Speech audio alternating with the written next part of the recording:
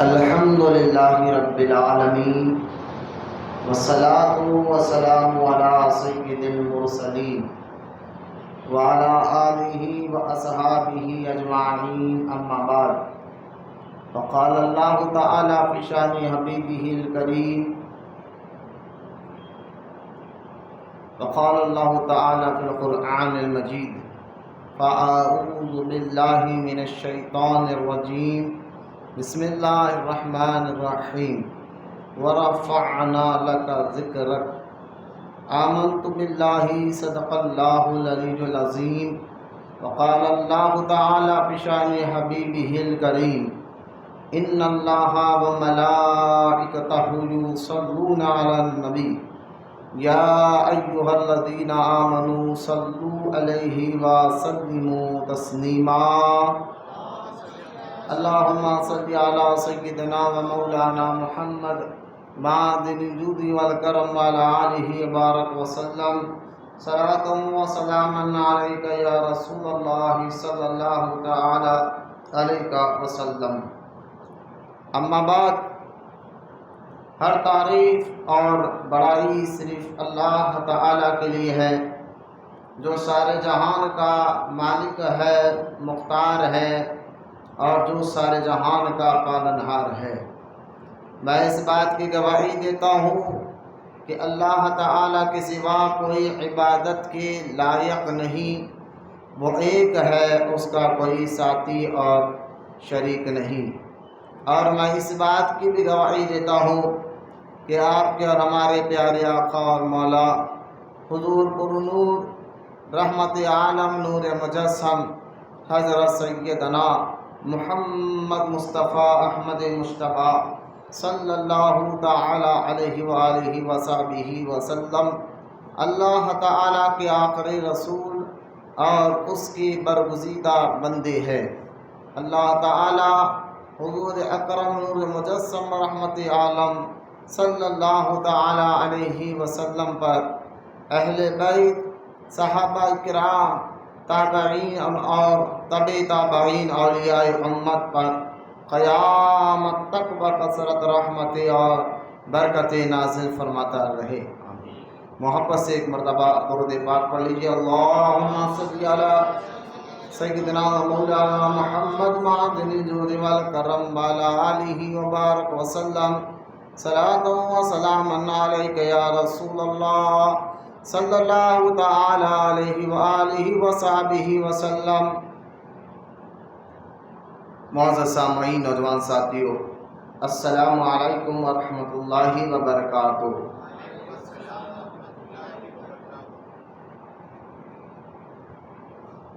آج کا یہ مبارک جمعہ جو سفر المظفر کا یہ مہینہ اور اس مہینے کا یہ پہلا جمعہ ہے، انشاءاللہ تعالی اس جمعہ میں ہم عزت رسول صلی اللہ علیہ وسلم پر کچھ اہم باتیں سمجھیں گے، یعنی تعظیم رسول اور ہماری ذمہ داری۔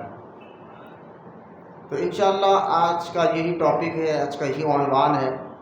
قبل اس کے اپنے اس ٹاپک پر میں آؤں، طریق اہل سنت و جماعت کے مطابق سب سے پہلے درود پاک کی فضیلت آپ کو سناتا چلوں۔ حدیث مبارکہ میں آتا ہے، رحمت کونین صلی اللہ تعالی علیہ وسلم نے ارشاد فرمایا، جو مجھ پر دنیا میں کثرت سے درود پڑھے گا، کل بروز قیامت میں اس کی شفاعت کراؤں گا۔ اور ایک حدیث مبارکہ میں یہ بھی آتا ہے کہ رحمت کونین صلی اللہ تعالی علیہ وسلم نے ارشاد فرمایا، جو دنیا میں مجھ پر کثرت سے درود پڑھتا ہے، قیامت کے دن سب سے زیادہ میرے قریب وہی ہوگا۔ لہذا درود پاک کے بے شمار فضائل جو ہے احادیث مبارکہ میں موجود ہے، اور بزرگان دین نے اپنی کتابوں میں کئی ایسے واقعات درود پاک کے پر لکھا ہے۔ درود ایک ایسا وظیفہ ہے جسے پڑھنے سے اللہ تعالیٰ مشکلوں کو بھی دور فرماتا ہے، مصیبتوں کو بھی دور فرماتا ہے اور گناہوں کو بھی معاف فرماتا ہے۔ درود ایک ایسا وظیفہ ہے جس کے پڑھنے سے اللہ تعالیٰ دنیا میں بھی کامیابی عطا فرماتا ہے، قبر اور آخرت میں بھی کامیابی عطا فرمائے گا۔ آئیے محبت اور عقیدت کے ساتھ پیارے آقا کریم رحمت کونین صلی اللہ تعالی علیہ وسلم کی بارگاہ اقدس میں محبت کے ساتھ جھوم جھوم کر ایک مرتبہ بآواز بلند درود پاک پیش کر پڑھی اللہم صلی علی سیدنا و مولانا محمد معدن الجود والکرم وعلی آلہ وصحبہ وبارک وسلم صلاۃ و سلام علیک یا رسول اللہ صلی اللہ تعالی علیہ وسلم۔ خواہ اس کے کہ میں اپنے عنوان عزت رسول صلی اللہ علیہ وسلم اور ہماری ذمہ داری کیا ہے اس پر آؤں۔ سب سے پہلے یہ مہینے کے متعلق کچھ اہم باتیں آپ کے سامنے میں پیش کر دینا چاہتا ہوں، کیونکہ سفر کا یہ مبارک مہینہ، سفر کا مہینہ جیسا شروع ہوتا ہے تو ہمارے پاس بہت سے ایسے لوگ ہیں جو اس مہینے کے متعلق چند عقیدے رکھتے ہیں۔ ان میں سے پہلا یہ کہتے ہیں کہ یہ مہینہ معاذ اللہ منحوس ہے، اور اس مہینے کی 13 تاریخ کو بارے میں بھی معاذ اللہ اس کو 13 تیزی کا نام دے دیا جاتا ہے، اور اسی سفر کے مہینے کے آخری چہارشنبے کو یہ کہہ کر کہ حضور رحمت کونین صلی اللہ تعالیٰ علیہ وسلم کو اللہ تعالیٰ نے صحت عطا فرمائی تھی، تو آپ باہر نکلے تھے تو گھومنے پھرنے کا نام لے کر، پکنک کا نام لے کر آخری چہارشنبے کو اس طرح کی حرکتیں کی جاتی ہے۔ تو لہٰذا یہ ساری باتیں سفر کے مہینے کو لے کر بہت سی چیزیں ہیں۔ سب سے پہلے وجہ یاد رکھیں، سفر کے مہینے کو سفر کیوں کہا جاتا ہے؟ اگر آپ سفر کے مہینے کے متعلق لغت میں اٹھا کر دیکھیں تو آپ کو معلوم ہوگا سفر کا مہینہ یعنی سفر کا مطلب کیا ہے، اور سفر کو سفر المظفر کہا جاتا ہے۔ سفر المظفر کا مطلب کیا ہے؟ پہلے یہ یاد رکھیں، سفر اسلامی سال کا دوسرا مہینہ ہے اور اس کو سفر المظفر کہا جاتا ہے۔ سفر میں 3 حروف ہے جس کا مجموعہ ہے عربی زبان میں، چونکہ عربی زبان جو ہے بہت زیادہ وسیع ہے، یعنی عربی زبان میں عربی لغت اگر آپ پڑھیں گے، عربی لینگویج اگر آپ دیکھیں گے تو یہ زبان، یہ بھاشا عربی ایک ایسی زبان ہے جس کے ایک لفظ کے کئی معنی اور مطلب نکلتے ہیں، جس کے لیے آپ کو اگر سمجھنا ہے عربی زبان سیکھنے کے لیے تو ایک کتاب ملتی ہے مارکیٹ میں، اردو میں بھی ہے، انگلش میں بھی ہے آج کل۔ اس کتاب کا نام ہے فہرست اللغات۔ فہرست اللغات اگر آپ اٹھائیں گے، بڑی مشہور کتاب ہے، تو اس میں یہ عربی ڈکشنری ہے اور اس میں آپ کو عربی زبان کے کئی باتیں آپ کو سمجھ میں آئیں گی۔ تو سفر یہ عربی لفظ ہے۔ سفر کا مطلب، اس کا معنی یہ ہوتا ہے کہ سفر کا کئی معنی ہوتے ہیں، ان معنی میں یہ ہے کہ سفر کا ایک معنی ہے خالی ہونا، خالی ہونا، کیونکہ عرب کے لوگ جیسا ہی سفر کا چاند دیکھتے تو عرب کے لوگ جو ہے اپنے گھروں کو فوراً خالی کر دیتے اور گھروں سے نکل جاتے، یعنی اپنے جنگ جہاد کے لیے، کچھ کام کے لیے اپنے گھروں کو وہ خالی کر دیتے۔ زیادہ تر عرب کے لوگ سفر کے مہینے میں گھروں کو چھوڑ کر دور دراز جاتے تھے، کام کے سلسلے میں ہو، لڑائی جھگڑا کا معاملہ ہو، کوئی بھی معاملہ ہو، تو زیادہ تر کیا ہوتا تھا، عرب میں گھر خالی نظر آتے تھے مردوں سے، تو اس کو اس لیے سفر کہا جاتا ہے، یعنی خالی گھر۔ اب ماہ سفر کے کئی نام جو ہے علامہ جلال الدین سیوطی شافعی رحمۃ اللہ تعالی علیہ نے فرمایا کہ زمانے جہالت میں محرم کا کوئی معروف نام نہیں تھا، بلکہ اسے سفر دونوں کو سفرین کہا جاتا تھا۔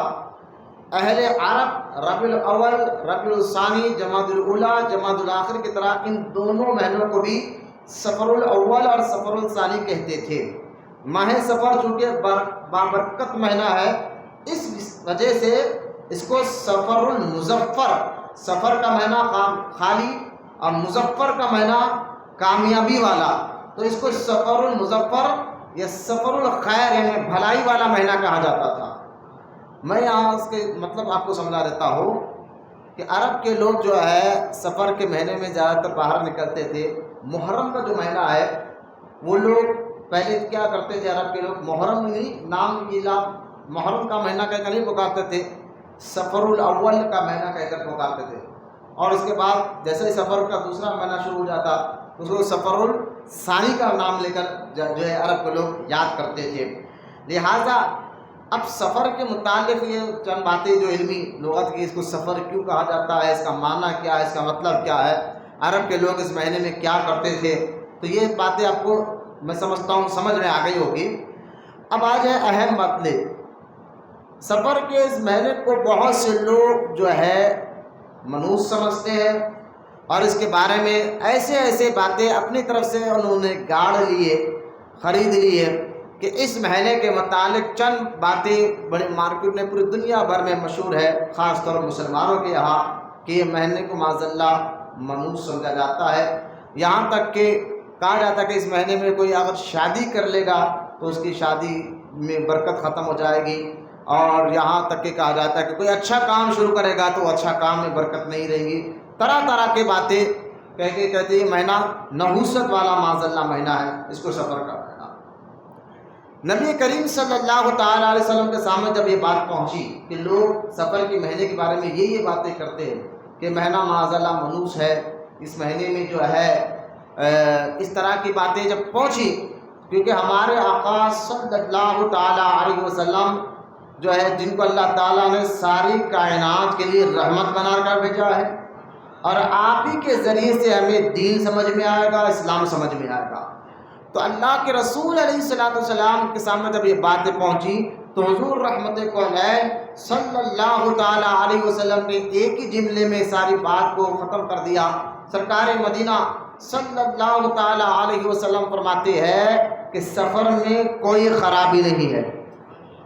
اب یہ جملہ اہل ایمان کے لیے جو اللہ پر اور رسول پر کامل یقین رکھتا ہے اور آخرت کے دین پر کامل یقین رکھتا ہے، اس کے لیے ایک جملہ ہی کافی ہے جو ہمارے اور آپ کے پیارے نبی صلی اللہ تعالیٰ علیہ وسلم نے فرمایا، سفر کے مہینے میں کوئی خرابی نہیں ہے اور کوئی خرابی نہیں ہے۔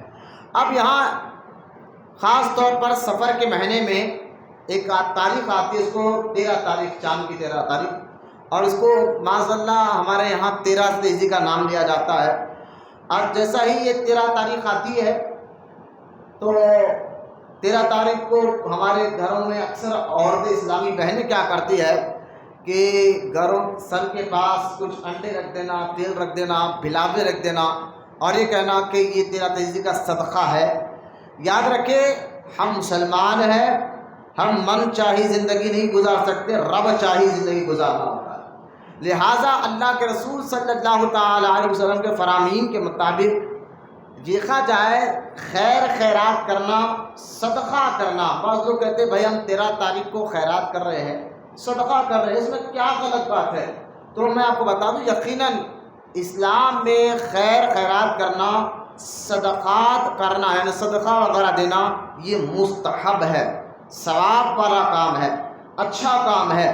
لیکن غلطی کیا ہو رہی ہے کہ ہم نے دن اور تاریخ کو جو مقرر کر لیا ہے کہ 13 سفر کا تاریخ، سفر کا مہینہ ہوگا، 13 تاریخ ہوگی، اسی دن اور تاریخ کو مقرر کر دیتے، یہ غلط ہے کہ صدقہ اور خیرات کسی دن بھی دے سکتے ہیں اور کسی تاریخ کو بھی دے سکتے ہیں۔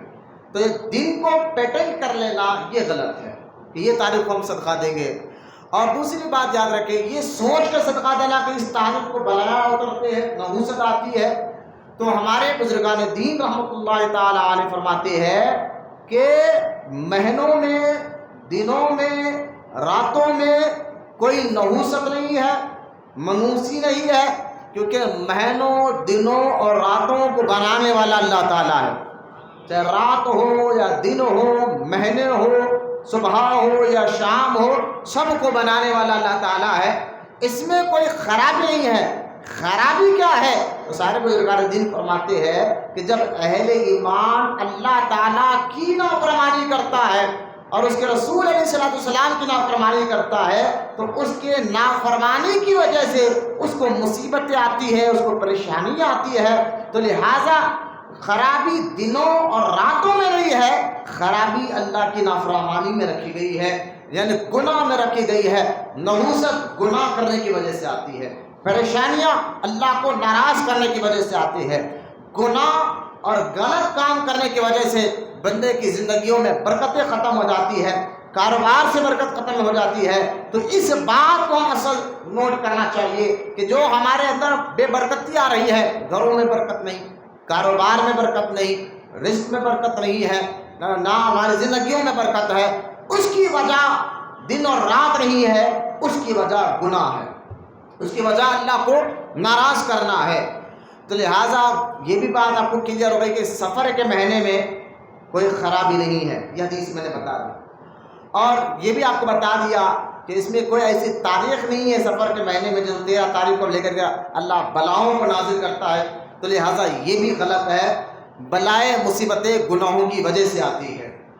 اور بعض لوگ کیا ہے اس کے اندر کچھ فعال لیتے ہیں، بد فعالی کرتے ہیں کہ ایسا کرے تو یہ تاریخ کو یہ کرے تو یہ ہو گیا، یہ دن کو یہ کرے تو یہ ہو گیا، یہ مہینے میں ہم نے شادی کی تو ٹوٹ گئی۔ اس طرح کا فعل، برا فعل لیتے ہیں، غلط باتیں لیتے ہیں۔ تو نبی کریم صلی اللہ تعالیٰ علیہ وسلم نے فرمایا میری امت جو ہے نا برا فعل لینا نہیں چھوڑے گی، یہ ہوگا۔ حضور نے فرمایا قیامت تک میری امت میں کچھ لوگ ایسے ہوں گے جو ہر بات کا غلط مطلب نکالیں گے، برا فعل لیں گے اور اس کو منسوخ کر دیں گے، یہ دن کو یہ کرے اس لیے یہ کام ہوا، سفر کے مہینے میں کرے تھے اس لیے ایسا ہوا، 13 تاریخ کو کرے تھے اس لیے ایسا ہوا۔ تو رحمت کونین صلی اللہ تعالیٰ علیہ وسلم فرماتے ہیں برا فعل مت کیا کرو، یہ یہودیوں، عیسائیوں اور یہاں تک کہ دور جہالت کے مشرک اور کافروں کا طریقہ ہے۔ تو پوچھا گیا حضور پھر آپ کی امت میں یہ بیماری آئے گی، اس کا علاج کیا ہے؟ تو اللہ کے رسول علیہ صلی اللہ علیہ وسلم نے فرمایا اس کا الٹا مطلب یہ کرو کہ آج 13 تاریخ ہے تو انشاءاللہ آج کا دن میرے برکت ہوگا، آج یہ کام ہے تو انشاءاللہ میرا کام ہو جائے گا۔ آج راستے میں مثال دے رہا ہوں، بلی راستہ کاٹ دیتا ہوں، سمجھتے یہ بہت بڑی منحوست ہے، سرکار کا مطلب اس کا الٹا مطلب نکالو، مطلب یہ ذہن میں بٹھاؤ کہ آج جو بلی راستہ کاٹ رہی انشاءاللہ میرے لیے آج کا دن اچھا رہے گا۔ تو یہ لہٰذا یہ میرے آقا علیہ السلام نے ارشاد فرمایا۔ تو یہ بھی بات سمجھ گئے۔ اب آخری بات جملہ بتا کر انشاءاللہ میں اپنے اہم موضوع پر آ جاؤں گا۔ سفر کے متعلق یہ مہینہ تھا تو کچھ باتیں آپ کے سامنے جو ہے رکھنا ضروری تھا، میں نے وہ باتیں رکھ دی ہے، یہاں تک کہ آپ کو زیادہ سے زیادہ سفر کے مہینے میں برے فعل کی طرف نہیں، اچھے فعل لینا چاہیے، چاہے سفر کا مہینہ اگر کوئی بھی مہینہ ہو، اور زیادہ سے زیادہ جو ہے ایک آیت ہے اور اس کو اگر آپ پڑھنے یا مہینے میں خاص طور پر پڑھیں گے تو اللہ تعالیٰ آپ کی مشکلوں کو جلد سے جلد دور فرمائے گا۔ وہ آیت ہے حسبنا اللہ و نعم الوکیل، حسبنا اللہ و نعم الوکیل۔ انشاءاللہ اگر آپ یہ پڑھیں گے تو آپ کے بہت سی مشکلیں اللہ تعالیٰ دور فرمائے گا۔ آخری بنیادی بات کر اپنے موضوع پر آ جاتا ہوں کہ وہ آخری بات یہ ہے کہ یہ مہینہ میں جو اس مہینے کے سفر کے اس مہینے کو خاص طور یہ باتیں سیکھی، سمجھے، اپنے گھروں میں اپنی جو ہے اپنے بیویوں کو، اپنے بہنوں کو، اپنی ماؤں کو یہ بات سمجھائے، کیونکہ اللہ تعالیٰ قرآن میں کہتا ہے اے ایمان والو اپنے آپ کو اور اپنے گھر والوں کو دوزخ کی آگ سے بچاؤ، اپنے آپ کو اور اپنے گھر والوں کو دوزخ کی آگ سے بچاؤ۔ تو لہٰذا اگر جو اللہ پر اور آخرت کے دن پر کامل یقین رکھتا ہے اس کو یہ لازم ہے کہ وہ یہ باتیں خود بھی عمل کرے، اپنے گھر والوں کو بھی سکھائے، تاکہ کل ایسا نہ ہو کہ قیامت کے دن آپ کی آنکھوں کے سامنے آپ کی ماں، آپ کی بہن، آپ کی بیوی، آپ کی بیٹی دوزخ میں چلے جائے۔ اللہ ہمارے کو کہنے سننے سے زیادہ عمل کی توفیق عطا فرمائے۔ لہٰذا یہ مہینے میں ایک اور خرابی جو ہمارے اندر خاص طور مسلمانوں کے اندر رائج ہو گئی ہے وہ یہ مہینے کے آخری 4 جمعے کو لے کر ہے۔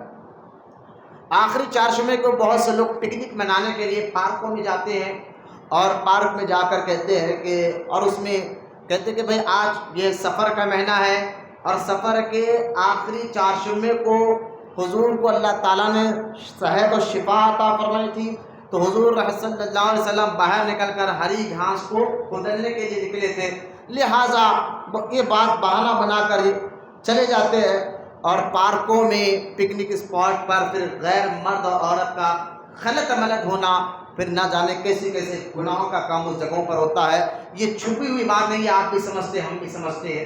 دیکھ رہے ہیں جس کو حیا ہو، جس کو اللہ پر یقین ہو، جو یہ جانتا ہے کہ اس کی جوانی میں وہ کیا کر رہا ہے، ایک ایک چیز کا حساب اللہ کی بارگاہ میں دینا ہے، تو وہ کبھی ایسی حرکت نہیں کرے گا. لیکن ہمارے اندر سے نہ دین کا درد رہا، نہ دین کے لیے محبت رہی، نہ قرآن حدیث کی باتیں سمجھنے کی اللہ نے توفیق دی. بس تو ہمیں ہیروؤں کی باتیں سمجھ میں آتی ہے، فلم ڈراموں والوں کی باتیں سمجھ میں آتی ہے، کرکٹروں کی باتیں ہمارے سمجھ میں آتی ہے، اور وہ باتیں ہمارے فوراً ذہن کے اندر بیٹھ جاتی ہے. یہ ہمارا حال ہو گیا ہے. اور جو باتیں ہمیں بہت جلد سمجھنا چاہیے تھا قرآن حدیث کے، ان باتوں کو ہم یہ کان سے سن کر یہ کام سے نکالنے والے بن گئے ہیں. اللہ ہمارے حالوں پر رحم فرمائے اور ہمارے ایمان اور عقیدے کی حفاظت فرمائے. تو پہلی بات، کیا واقعی ایسا ہے کہ سفر کے مہینے کے آخری چارشمے کو پکنک پر جانا یا گھاس کھودنا یہ اچھی چیز ہے؟ اور کیونکہ حضور کو اللہ پاک نے صحت و شفا عطا فرمائی تھے، تو اس بارے میں آپ کو بتاتا چلوں. باہر شریعت میں یہ مسئلہ لکھا ہوا ہے. اور اعلیٰ حضرت امام احمد رضا خان رحمۃ اللہ تعالیٰ علیہ اپنے کتاب فتاوی رضویہ میں بھی فرماتے ہیں کہ جو لوگ یہ کہتے ہیں کہ سفر کے مہینے کے آخری چارشمے کو حضور نے حضور کو اللہ تعالیٰ نے شفا عطا فرمائی تھی، تو یہ بات سن لو، یہ سب سے غلط بات ہے. بلکہ آپ کے اور ہمارے پیارے نبی صلی اللہ تعالیٰ علیہ وسلم سفر کے مہینے کے آخری چارشمے کی آپ کی مزاج بہت زیادہ خراب تھی. یہ الٹا مطلب لوگوں نے نکالا. آپ کو صحت نہیں بلکہ آپ کی مزاج مبارک بہت ناساز تھی. پھر اگلا مہینہ ربیع الاول کا آتا ہے تو ربیع الاول کے مہینے میں آپ ظاہری دنیا سے پردہ فرما گئے. لہٰذا یہ کہنا کہ آخر چند کو صحت، یہ غلط بات ہے، جھوٹی بات ہمارے اندر پھیلا دی گئی ہے. اور یہ بات کا بہانہ بنا کر جو ہم غیر غلط حرکت کرتے ہیں، اللہ ہماری حفاظت فرمائے. تو آخری چارشمے کو سرکار کی مزاج بہت زیادہ خراب تھی. آپ نے ایسا، اور یہ جو بیان کیا جاتا ہے کہ آپ گھاس کھودنے گئے تھے، ایسا کچھ نہیں ہے. لہٰذا یہ باتوں سے آپ اپنے آپ کی بھی حفاظت کریں اور اپنے گھر والوں کو بھی اس باتوں سے بچائے کہ اللہ تعالیٰ ہم تمام کو کہنے سننے سے زیادہ عمل کی توفیق عطا فرمائے. محبت سے ایک مرتبہ درود پاک پڑھی. اللہم صلی علی سیدنا و مولانا محمد معدن الجود والکرم وعلی آلہ وبارک وسلم. صلاۃ و سلام علیکہ یا رسول اللہ صلی اللہ تعالی علیہ وسلم. ابھی تک تو میں آپ کے سامنے جو ہے سفر کے مہینے میں اور اس کے متعلق کچھ باتیں ہمارے اندر جو آ گئی ہے، اللہ کی بارگاہ میں دعا کرتا ہوں دل سے سنے، یقین سے سنے. کچھ آپ کو ہم تو چلے جاؤ، بات نہیں کریں مسجد، ٹھیک ہے؟ مسجد میں بات کرو گے، مسجد میں جو ہے قبر کے اندر اندھیرا ہے، یہ حدیث ہے. دنیاوی باتیں مسجد میں، اگر آپ کو کوئی ڈسٹرب ہو رہا ہے بیٹا تو باہر جاؤ، گھوم کر کے رہو، پرواہ نہیں، آخری جماعت میں آ کر ملو. لیکن یہاں جو ہے قرآن حدیث کی جب بات آئی تو ادب ضروری ہے.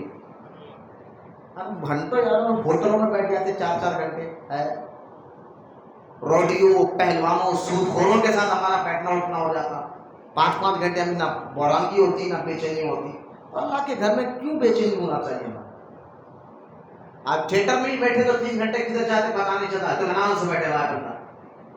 تو اللہ کے گھر میں نہ کوئی بے چینی پریشانی نہیں ہونا چاہیے. بلکہ آپ جب تک مسجد میں بیٹھے ہیں فرشتے نیکیاں لکھ رہے ہیں. کتنی بڑی نماز کے انتظار میں مسجد میں بیٹھنا بھی عبادت ہے. تو خود میں دیکھ رہا ہوں غور کرو، کسی بچے میں کوئی بے چینی نہیں نام چاہیے. یہ مسجد کے ادب کے خلاف بھی ہے اور قرآن حدیث کے ادب کے خلاف بھی ہے. جو میں بیان کر رہا ہوں اپنے گھر کی بات نہیں، قرآن حدیث کی باتیں بتا رہا ہوں. اور یہ ہم مسلمان ہیں، جہاں قرآن حدیث کی بات ہو تو سب کام چھوڑ کر اس پر فوکس دینا، توجہ سے سننا ہمارے لیے لازم ہے اور ضروری ہے.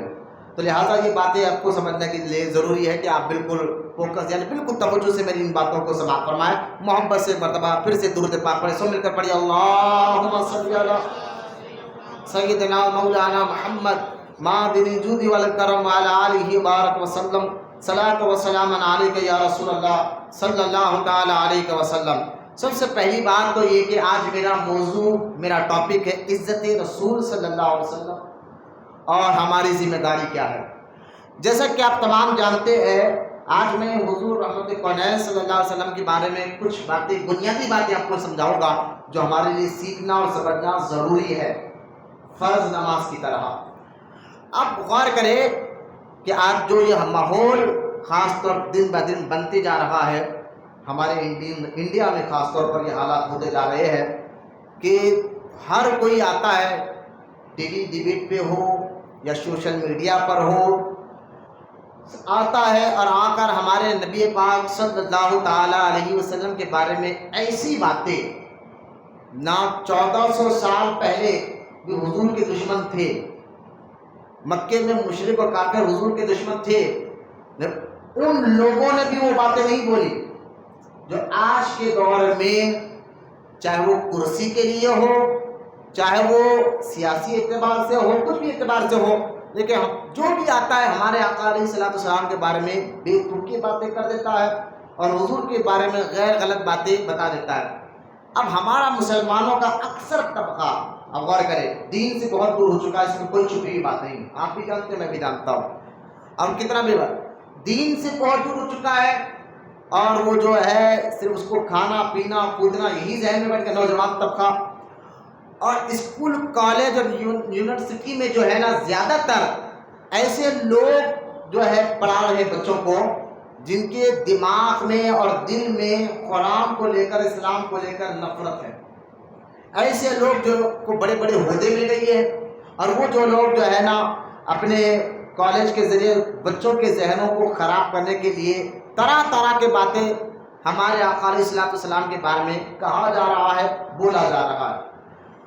اب اس کی وجہ سے دیکھیں اللہ تعالیٰ قرآن میں سورہ ناس میں فرماتا ہے الذی یوسوس فی صدور الناس، الذی یوسوس فی صدور الناس، اللہ کی پناہ مانگو وسوسے ڈالنے والوں سے، وسوسے ڈالنے والوں سے کس کی پناہ مانگو؟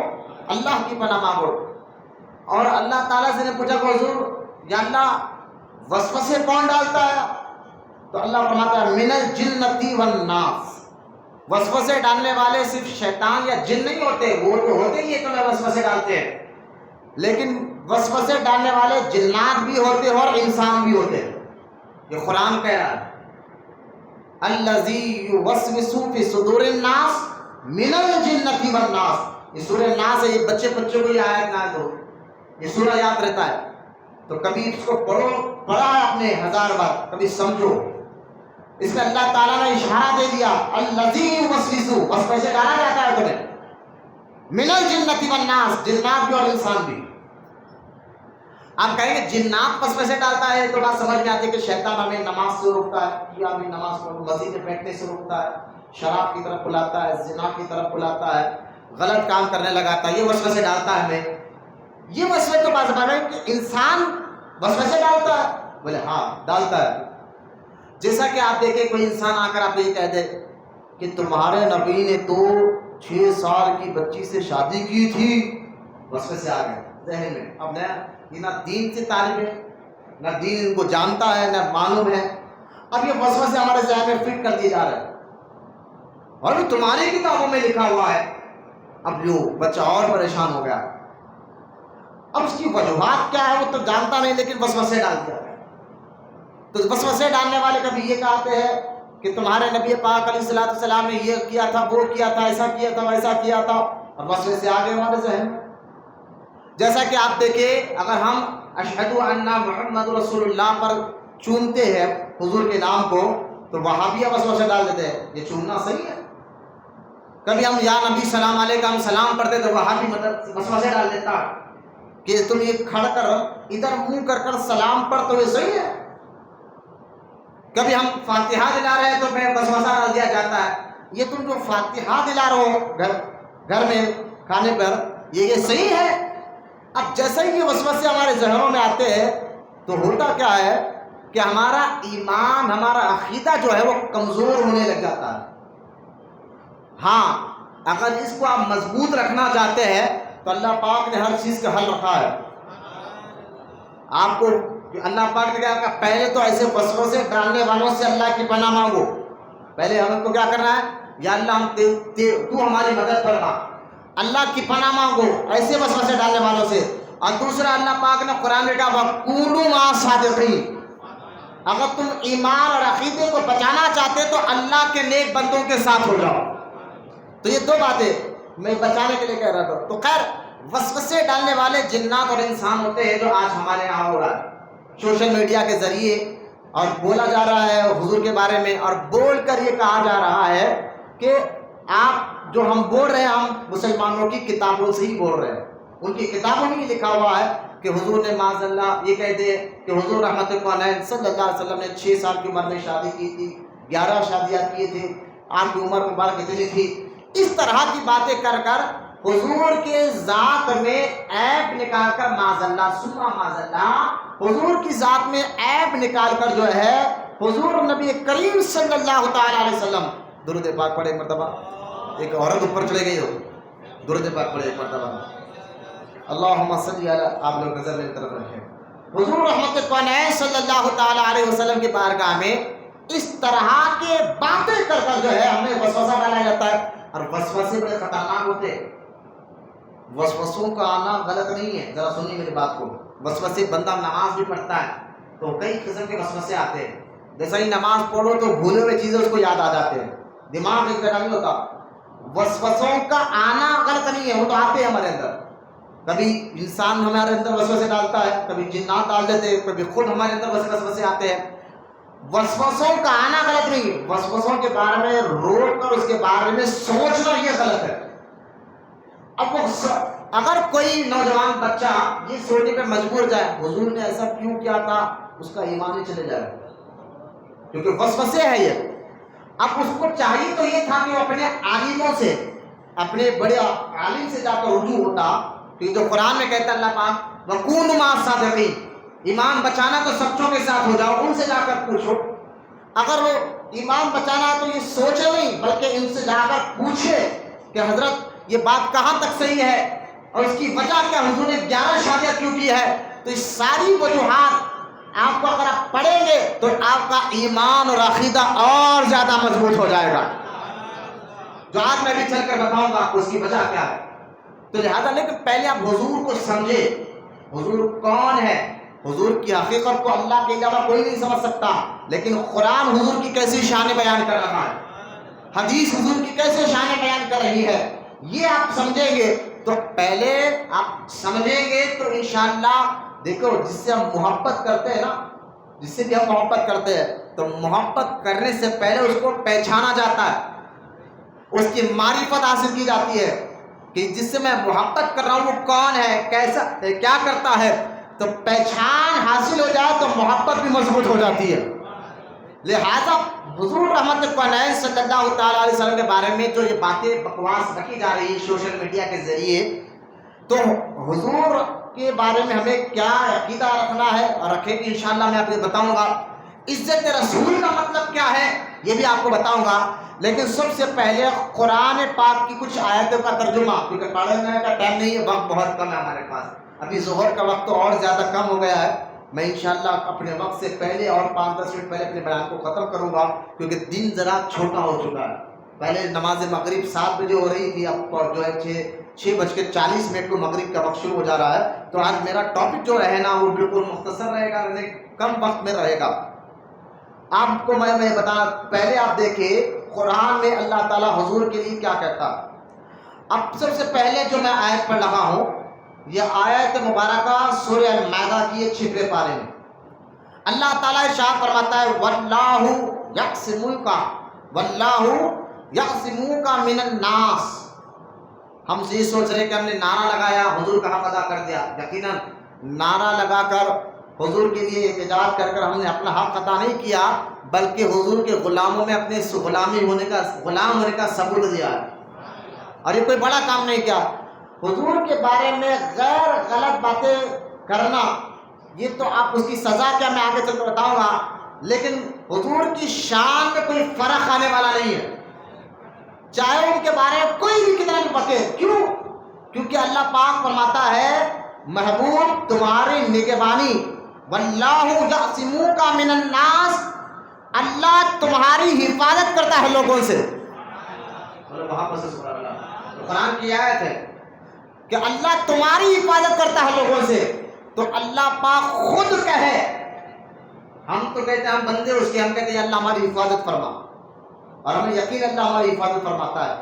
کافروں سے، مشرکوں سے، ہمارے ایمان کی، ہمارے عقیدے کی حفاظت فرماتا ہے. کیونکہ جب بندہ اللہ کی بارگاہ میں کوئی التجا کرتا ہے، حدیث پاک میں بھی آتے علماء فرماتے ہیں جب بندہ اللہ کی بارگاہ میں جاتا ہے تو اللہ خود کہتا ہے کہ فرشتوں یہ میرا بندہ ہے، مجھے اپنا معبود مانتا ہے، خالق مانتا ہے، اور مجھے یہ کہہ کر کہ اللہ ہر طاقت والا، قدرت والا ہے، یہ سمجھ کر یہ مجھ سے مدد مانگ رہا ہے، میں اس کی ضرور مدد کروں گا، میں اس کی ضرور دعا کروں گا، دعا کو قبول کروں گا. جب ایک عام بندہ اللہ سے مدد مانگے تو اللہ اس کی مدد ضرور کرتا ہے اور اس کے پریشانیوں کو دور فرماتا ہے.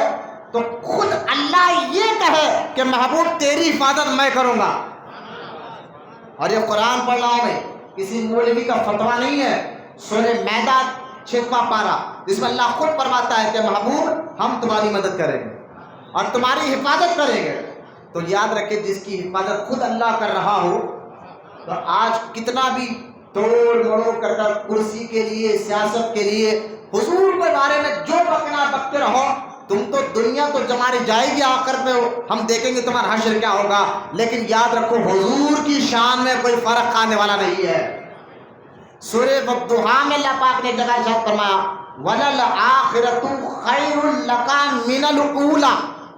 یہ بھی قرآن کی آیت ہے، محمد صلی اللہ علیہ وسلم تیسرے پارے میں اللہ فرماتا ہے وَلَلْآخِرَةُ خَيْرٌ لَكَ مِنَ الْأُولَىٰ. اس کا معنی اور مطلب کیا ہے؟ اللہ یہ کہہ رہا ہے اے میرے حبیب وَلَلْآخِرَةُ خَيْرٌ لَكَ مِنَ الْأُولَىٰ، اے میرے حبیب تیری ہر آنے والا وقت، اب یہ وقت گزر گیا، اب عصر آئے گا، مغرب آئے گی، عشاء ہوگی، پھر صبح ہوگی، عصر آئے گا، ظہر، عصر، مغرب، عشاء، وقت آتے رہے گا. اللہ فرماتا ہے وَلَلْآخِرَةُ خَيْرٌ لَكَ مِنَ الْأُولَىٰ، اے میرے حبیب ہر آنے والا وقت قیامت تک، غور سے سنیے، اپنے ایمان اور عقیدے کو مضبوط کرے، ہر آنے والا وقت قیامت تک، ہر آنے والا وقت پچھلے وقت سے تیرے لیے اللہ فرماتا ہے وَلَلْآخِرَةُ خَيْرٌ لَكَ مِنَ الْأُولَىٰ، کہ ہر آنے والا وقت پچھلے وقت سے جو گزر گیا ہے وقت اس سے بہتر ہوگا تیرا. یعنی جیسا یوں سمجھیے جیسا وقت آتے جا رہا ہے حضور کے درجات کو اللہ بلند کرتے جا رہا ہے. ہر آنے والے وقت پچھلی گھڑی سے تیرے لیے افضل ہوگا. جس کو اللہ اپنی حفاظت میں رکھے لوگوں سے، اور جس کے ہر گھڑی کو اللہ بلند کرتے رہے اس کے درجات کو، ان کے درجات کو کون گرا سکتا، کون مٹا سکتا ہے؟ ایک آیت. اور دوسری آیت میں اللہ پاک ارشاد فرماتا ہے، اور یہ آیت جو ہے نا سورہ انفال کی ہے، اور سورہ انفال 9واں پارہ، جس میں اللہ پاک فرماتا ہے، اور میں آپ کو ترجمہ ہی بتا دیتا ہوں، جس میں اللہ فرماتا ہے اے محبوب یاد کرو جب کافر تمہارے ساتھ مکر کرتے تھے. اے محبوب یاد کرو جب کافر تمہارے ساتھ مکر کرتے تھے. کیا کرتے تھے؟ تمہیں تکلیف پہنچانے کے لیے پلاننگ، عجیب پلاننگ ہو رہی ہے کہ حضور کے بارے میں کچھ باتیں بول دو، اپنے نام بھی، اپنے نام کو بھی روشن کر لو. معاذ اللہ حضور کے ذریعے سیاست کے لیے جا رہی ہے. تو اللہ فرماتا ہے محبوب یاد کرو جب کافر تمہارے ساتھ مکر کرتے تھے، مکر کہ تمہیں کیا کرنا چاہیے، تمہیں کیسا دھوکہ دینا چاہیے. آج یہی ہو رہا ہے، میٹنگ ہو رہی ہے کہ تم مارکیٹ میں جاؤ اور حضور کے خلاف کوئی بھی بول دو، اس کے بعد ہم تمہارا حفاظت کریں گے. مکر کر رہے ہیں آج بھی کافر. لیکن اللہ کیا کہتا ہے اے محبوب یاد کرو جب کافر تمہارے ساتھ مکر کرتے تھے، تمہیں بند کرے یا شہید کرے، یعنی تمہیں یا ایک کمرے میں بند کر دے یا شہید کرے اور یا نکال دے، تو اور وہ اپنا سا، اللہ کا مطلب وہ اے محبوب وہ اپنا سا مکر کرتے تھے، وہ اپنے مکر میں اپنے مکر کرتے تھے، اپنا کام کرتے تھے. اللہ فرماتا ہے کہ اے محبوب یاد کرو وَيَمْكُرُ اللَّهُ وَاللَّهُ خَيْرُ الْمَاكِرِينَ. اللہ فرماتا ہے کافر تو تمہیں تکلیف پہنچانے کے لیے مکر کرتے تھے، لیکن اللہ فرماتا ہے محبوب اللہ اپنی خفیہ تدبیر کرتا تھا. بولو محبت سے سبحان اللہ. اللہ اپنی خفیہ تدبیر فرماتا تھا، اور اللہ فرماتا ہے یاد رکھو اللہ ہی کی خفیہ تدبیر کامیاب ہونے والی ہے. اب غور کرے کہ چاہے تم کتنا بھی حضور کے بارے میں مارکیٹ میں نئی باتیں نکال کر بولتے رہو، تم اپنی تدبیر کرتے رہو، اللہ فرماتا میں اپنی تدبیر کرتا رہوں گا. اور اللہ فرماتا یاد رکھو اللہ ہی کی خفیہ تدبیر کامیاب ہے. یہ دو آیت کے بعد اور جو ہے میں نے آپ کے سامنے بیان کی. اب یہاں اور میں آپ کو بتاتا چلوں کہ دیکھیں اللہ تعالیٰ خود حضور کی حفاظت کرنے والا ہے. ایک بات ہمیں سمجھ میں آئے, اللہ تعالیٰ حضور کے درجات کو ہر روز بلند کرتا ہے. یہ دو بات آپ کو سمجھ میں آئے. تیسری بات, کافر پہلے بھی حضور کے دور میں پلاننگاں کرتے تھے حضور کو کیا کیا جائے, کس طرح ان کو رسوا کیا جائے, لیکن ان کو کوئی پلاننگ ملتی ہی نہیں تھی, کیونکہ حضور کی ذات کو اللہ تعالیٰ نے بے عیب پیدا فرمایا تھا.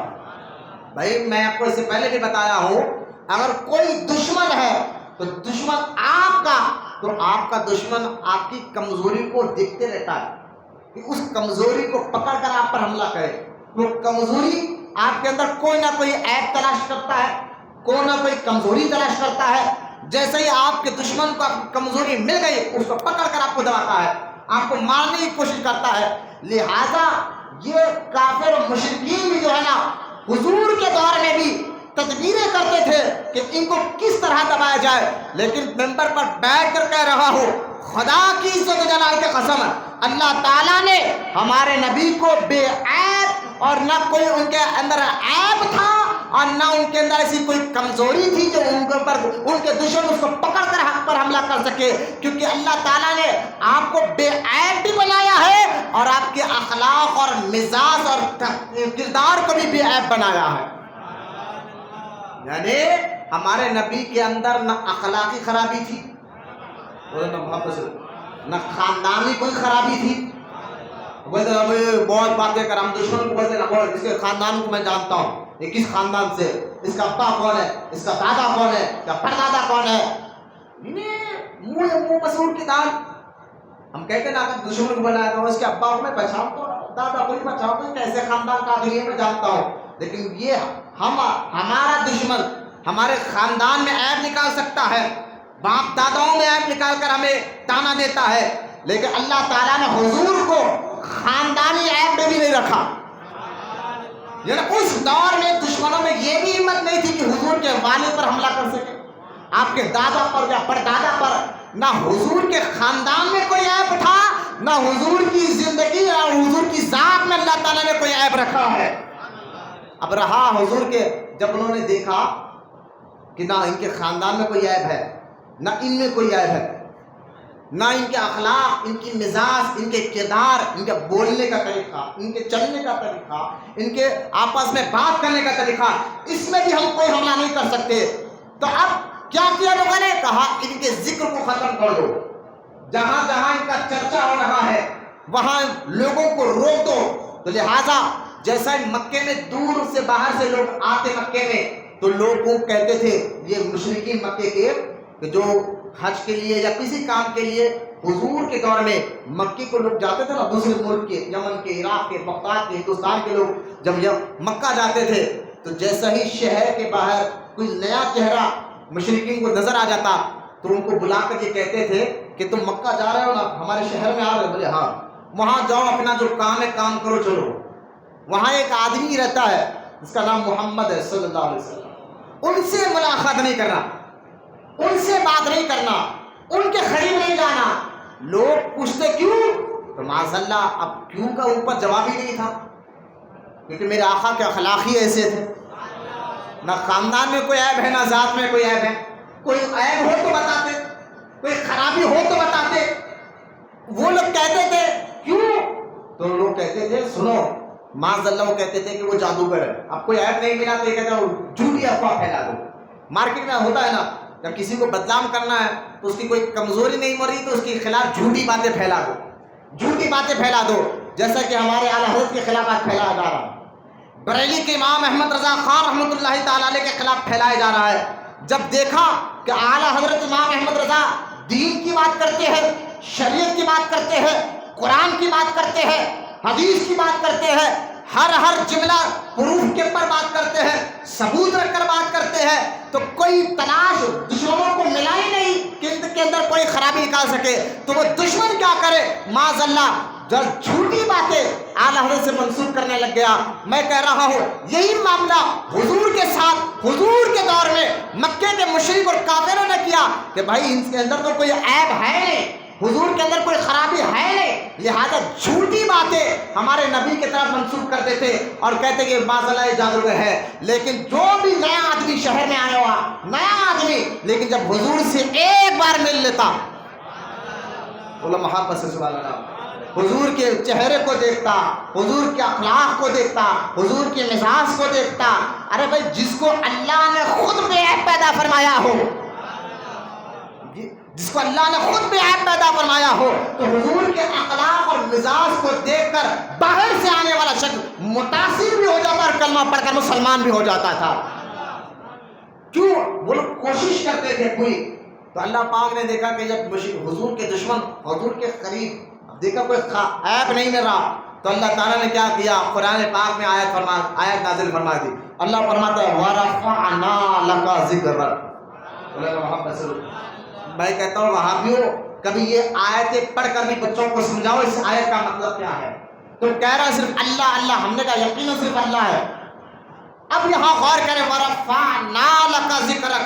اللہ پاک فرماتا ہے اے حبیب ہم نے تیرے خاطر، جب اللہ تعالیٰ نے دیکھا کہ حضور کے قریب آنے سے لوگوں کو روکا جا رہا ہے، حضور کے بارے میں غیر جھوٹی باتیں پھیلائی جا رہی ہے تاکہ حضور کا ذکر ہی نہ ہو، لوگ حضور کی طرف جائے بھی نہ حضور کا نام لے نہ حضور کا ذکر ہو، تو اللہ تعالیٰ ارشاد فرماتا ہے وَرَفَعْنَا لَكَ ذِكْرَكَ. اے حبیب ہم نے تیرے خاطر تیرے ذکر کو بلند کر دیا ہے. بولے محبت سے سبحان اللہ. جو قرآن کی آیت ہے، پھر کہہ رہا ہوں کوئی مفتی کا فتویٰ نہیں، کسی مولوی کی بات نہیں کر رہا ہوں. سورہ علم نشرح پڑھ کر دیکھیں 30ویں پارے میں اللہ تعالیٰ ارشاد فرماتا ہے وَرَفَعْنَا لَكَ ذِكْرَكَ. اے حبیب ہم نے تیرے خاطر تیرے ذکر کو بلند کر دیا ہے. تو اب 1400 سال سے دشمن دیکھتے رہے کہ حضور کے اندر تو کوئی عیب ہے نہیں، کوئی خرابی ہے نہیں، تو لہٰذا ان کے ذکر کرنے سے روکا جائے، ان کا نام لینے سے روکا جائے. لیکن اللہ پاک فرماتا ہے تم کیسے روک پاؤ گے کہ ان کے ذکر کو کوئی دنیا کا پرائم منسٹر نہیں کر رہا ہے، ان کے ذکر کو کوئی دنیا کا سی ایم نہیں کر رہا ہے، ان کے ذکر کو کوئی دنیا کے عام لوگ نہیں کر رہے ہیں. اللہ فرماتا ہے ان کے ذکر کو میں رب ہو کر بلند کر رہا ہوں. اور آپ اس کی ایک جھلک دیکھ لیا، کہاں کہاں میرے نبی کا نام نہ، کس جگہ میرے نبی کا نام نہیں ہے، مجھے آپ بتائیے. آپ غور کر دیکھیں. اگر پہلے کی جو آسمانی کتابیں موسیٰ علیہ السلام پر، حضرت عیسیٰ علیہ السلام پر، نوح علیہ السلام پر جو کتابیں اتری تھی، جیسے ہمارے نبی پر قرآن اترا ہے، اس دور میں موسیٰ علیہ السلام پر توریت اتری تھی. حضرت نوح علیہ السلام پر جو ہے انجیل اتری تھا، عیسیٰ علیہ السلام پر انجیل اتری، توریت اتری، زبور اترا. لہٰذا ان کتابوں میں بھی ہمارے نبی کا ذکر تھا. کہاں کہاں میرے نبی کا ذکر ہے؟ توریت میں نبی کا ذکر، انجیل میں نبی کا ذکر، زبور میں نبی کا ذکر، قرآن میں نبی کا ذکر ہے. آپ دیکھیں اذان ہو رہی ہے وہاں نبی کا ذکر ہے. نماز میں التحیات للہ والصلوات السلام علیک ایھا النبی کہہ کر التحیات میں نبی کا ذکر، نماز میں نبی کا ذکر. اب کہاں کہاں میرے نبی کا ذکر رہی ہے؟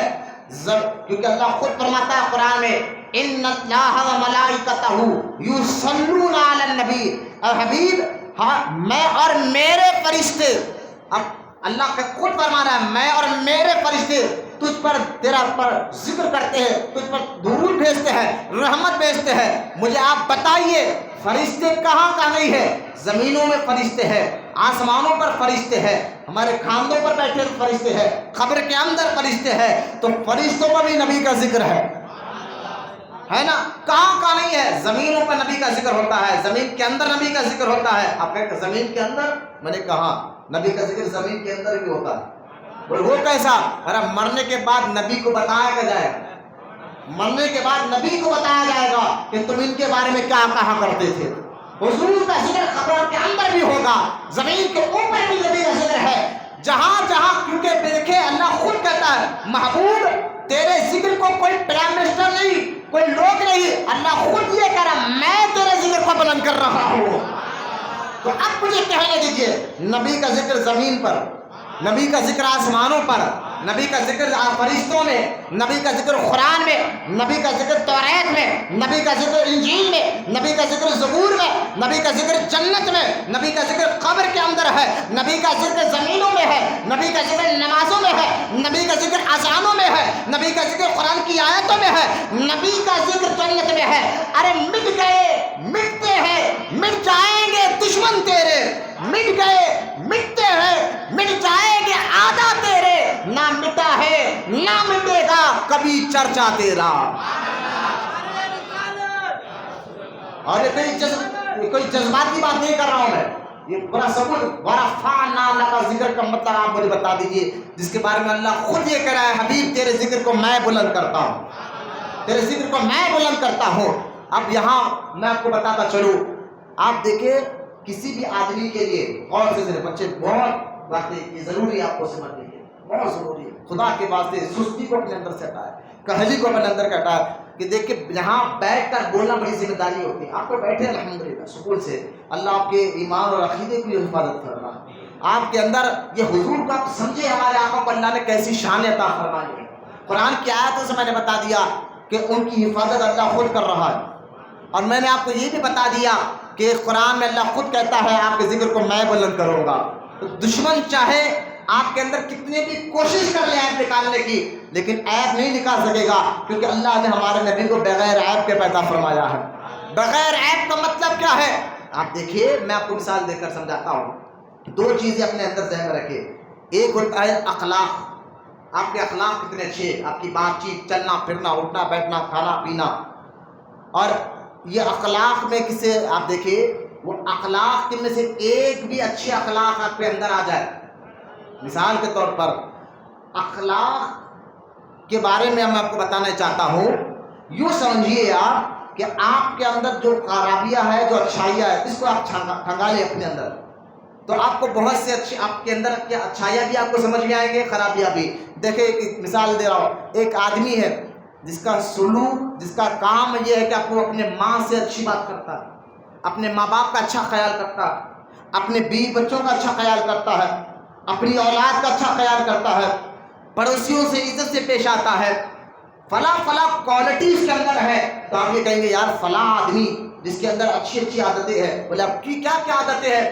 بولے نہیں، یہ ماں باپ کے ساتھ بھی اس کا اچھا سلوک ہے، بیوی بچوں کے ساتھ بھی اس کا اچھا سلوک ہے، پڑوسیوں سے بھی اس کا اچھا سلوک ہے، خاندان میں بھی اس کا اچھا سلوک ہے، خاندان والے بھی اس کی تعریف کرتے ہیں، پڑوسی بھی اس کی تعریف کرتے ہیں، میاں شوہر بیوی بھی اس کی تعریف کرتی ہے، ماں باپ بھی تعریف کرتے ہیں، اولاد بھی کہتے ہیں ہمارے ابو بہت اچھے ہیں۔ لہٰذا اخلاق جو آپ کے اندر آتے ہیں، جو آپ کی مزاج ہے، جو آپ کے اخلاق ہے، جو آپ کی عادتیں ہیں، غور سے سنیں، ایک بات کو میں سمجھانا چاہوں گا مثال دے کر، آپ کے اندر ایک بھی اچھے اخلاق آ جائے، ایک عادت بھی آپ کے اندر اچھی آ جائے، تو آپ کی وہ اچھائی کا ذکر جو ہے ہر کوئی کرے گا، ہر کوئی بولے گا کہ یار یہ بندے کے اندر یہ فلاں اچھائی ہے، فلاں فلاں کام یہ اچھے کرتا ہے، ماں باپ اس کی تعریف کرتے ہیں۔ ایک بھی بندہ اگر اپنے آپ کو مشہور کرنا چاہتا ہے، مشہور کرنا چاہتا ہے، بس اس کے اندر کی اچھائی کو دیکھو، اس کے اندر مزاج کیسی ہے، تو وہ اچھائی اس کے اندر ہو تو وہ اچھائی کو اس کے مرنے کے بعد بھی لوگ یاد کرتے ہیں، بولتے یار وہ تو مر گیا لیکن نا وہ ماں باپ کی بڑی عزت کرتا تھا، فلاں آدمی تو مر گیا لیکن اپنے بیوی بچوں کی بڑی عزت کرتا تھا، فلاں آدمی تو مر گیا یار پڑوسیوں کو اس نے کبھی تکلیف نہیں پہنچائی، اب فلاں آدمی تو مر گیا لیکن کبھی اس نے خاندان والوں کو تکلیف نہیں پہنچائی۔ لہٰذا ایک اچھائی آپ کے اندر آ جائے تو آپ کا نام دنیا میں بھی مشہور ہو جاتا ہے۔ یہ تو آپ کو اچھے اخلاق کی بات بتاتا ہوں۔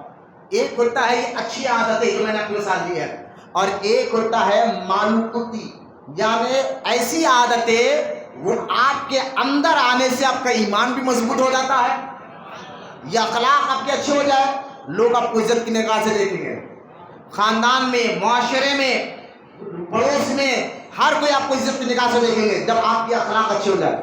اللہ ہمیں اچھے اخلاق والا بنائے۔ حضور فرماتے ہیں اسلام کیا ہے؟ بہترین اخلاق کا نام ہے۔ تو لہٰذا اچھے اخلاق کے اندر آپ کو ایک اچھی کوالٹی بھی آپ کے اندر آ جائے تو خاندانوں میں آپ کا نام، پڑوسیوں میں آپ کا نام، رشتہ داروں میں آپ کا نام۔ لہٰذا یہ تو اخلاق کے ایک جھلک ہے۔ آپ اس کا دوسرا پہلو بھی دیکھیں، اخلاق کا دوسرا پہلو کیا ہے کہ آپ کا ایمان کیا ہے، عقیدہ کیسا ہے، تو آپ کے اندر کچھ ایسی عادتیں ہیں جو آپ کے اندر ہونا چاہیے، وہ ہے صبر۔ शुक्र, नमाज की पाबंदी, सुन्नतों से मोहब्बत, तो ये अखलाक का दूसरा रुख है। एक रुख बंदों के साथ है, एक रब के साथ है। एक रुख बंदों के साथ है, एक रब के साथ है कि आप ये देखें यार फला बंदा बड़ा सब्र करता है, फला बंदा नमाज का बड़ा पाबंद है, फला बंदा तो आशिक रसूल है कि वो उसके अंदर सब्र है, शुक्र है, नमाज की पाबंदी है, अल्लाह का जिक्र करता है। ये दोनों क्वालिटियों का नाम अखलाक है। दोनों क्वालिटियों का नाम क्या है? अखलाक है। ये अखलाक, इन अखलाक में से एक क्वालिटी भी आपके अंदर आ जाए तो आपका नाम रोशन हो जाता है। अखलाक किसको कहते हैं आपको बता रहा हूं, तो मुझे बताइए ये दोनों क्वालिटियां जिसके अंदर हो तो आप उसको इज्जत देंगे या नहीं देंगे? आप बोलेंगे नहीं इज्जत वाला। चलिए मुझे आप बताइए, आप खुद अपने तरफ से सोच कर बताइए अपनी अकल से कि एक आदमी कितना अच्छा होना चाहिए, अच्छा होने के लिए उसके अंदर क्या क्या होना चाहिए। आप अगर मैं आपको सवाल कहूँगा, चलो बेटा आप बताओ कि एक आदमी को जो आप अपनी अकल से समझते हैं कि फला आदमी बड़ा अच्छा है, तो मैं आपसे बोलता क्यों अच्छा है भाई? फला आदमी को अच्छा बोल रहे हैं, मैं आपको कह रहा हूँ कि बताओ भाई आप क्यों उसको अच्छा बोल रहे हैं? तो आप बोलेंगे मौलाना मैं उसको इसलिए अच्छा बोल रहा हूँ, वो झूठ नहीं बोलता, वो गाली नहीं देता। अब आप अपनी अकल से उसके अच्छाइयाँ गिन रहे हैं, वो नमाज की पाबंदी करता है, वो माँ बाप की इज्जत करता है, पड़ोसियों की इज्जत करता है, खानदान वालों की इज्जत करता है, ये खूबियाँ आप गिनाते जाएंगे। इसलिए मैं इसको कह रहा हूँ बड़ा अच्छा आदमी है, बड़ा अच्छा अखलाक का आदमी है। अच्छा ये अखलाक, ये अच्छाइयाँ पैदाइशी तौर पर आपके अंदर नहीं आते। आप जब बड़े होते हैं, समझ होती है, तो अल्लाह की तौफीक से ये अच्छाइयाँ आप अपनाते हैं। तीसरी बात समझा रहा हूँ, इस बात का तीसरा रुख आपको समझा रहा हूँ। ये अच्छाइयाँ आपको अपनाना पड़ता है। अब ये अच्छाइयाँ अगर आपने अल्लाह के लिए अपनाया तो दोनों जहां में आपको नेकियां मिलेगी। अगर ये अच्छाइयाँ सिर्फ आप इसलिए अपना रहे हैं कि लोग आपकी इज्जत करें, लोग आपको वाह वाह करें, फला आदमी अच्छा है, फला बंदा अच्छा है, तो ये सिर्फ दुनिया के हद तक रहेगा, आखिरत में कुछ नहीं मिलेगा। एक मुसलमान अच्छाइयाँ अपनाता है अल्लाह के लिए, दुनिया वालों के लिए नहीं कि दुनिया वाले उसकी इज्जत करें, उससे मोहब्बत करें। एक इंसान अच्छाई, अच्छे अखलाक लेकर नहीं पैदा होता, बल्कि पैदा होने के बाद जिसके अल्लाह पाक अकल देता है तो वो देखता है किस अच्छाई में अच्छा काम है, तो उन अच्छाइयों को अपनाता है, बुराइयों को छोड़ता है। लिहाजा मैं आपको समझाना और बताना ये चाह रहा हूँ कि एक अच्छाई आदत आपके अंदर पैदा हो जाए तो आपके नाम की वाह वाह हो जाती है। तो मुझे बताइए जो अल्लाह के रसूल सल्लल्लाहु अलैहि वसल्लम है, जिनके बारे में सैयदा आयशा सिद्दीक़ा से पूछा गया कि जरा अखलाक के बारे में आपने सुने किसको आप अच्छा कहते हैं, सैयदा आयशा सिद्दीक़ा से पूछा गया कि जरा आप मुझे एक बात बताइए कि नबी के अखलाक कैसे थे। तो सैयदा आयशा सिद्दीक़ा ने कहा क्या तुमने कुरान नहीं पढ़ा? बोलो सुभान अल्लाह, क्या तुमने कुरान नहीं पढ़ा? कुरान में जो जो अच्छाइयाँ है ना, कुरान जो जो अच्छाइयों का जिक्र करता है वो हुजूर ही के अखलाक है। बोलो मोहब्बत से सुभान अल्लाह। इसलिए आला हज़रत फरमाते हैं जिसको अच्छों से अच्छा कहिए, जिसे एक इंसान को ये इंसान तो अच्छा है लेकिन ये इंसान मुझसे अच्छा है, आप कहे ना ये आदमी तो बड़ा अच्छा है, उससे ज्यादा नेक आदमी ये है, उससे ज्यादा नेक आदमी ये है, उससे ज्यादा नेक आदमी ये है। आला हज़रत जिन अच्छों से अच्छा कहिए जिसे, किस किस को अच्छा कहते हैं आप? सबको ज़हन में ला लो, सबको ज़हन में ला लो। फिर आला हज़रत जिनको अच्छों से अच्छा कहिए जिसे, उन अच्छों से अच्छा हमारा नबी, उन अच्छों से अच्छा हमारा नबी। अरे हमारे अंदर अखलाक हम अंदर लाते हैं, पैदा करते हैं, और अल्लाह ताला ने हमारे नबी को पैदाइशी तौर पर अखलाक के आला मुकाम पर देकर दुनिया में भेजा है। हुजूर अखलाक लेकर आए हैं, पाक मिजाज लेकर आए हैं, पाक सोच लेकर आए हैं, पाक ख्यालात लेकर आए हैं। अल्लाह ने हमारे अंदर पैदा होने के बाद हम अपने अंदर पाक ख्याल लाते हैं, लेकिन हमारे नबी को अल्लाह ताला ने पाक पैदा फरमाया है, बेमिसल पैदा फरमाया है। लिहाजा वो पाक भी है, बेमिसल बेमिसाल भी है।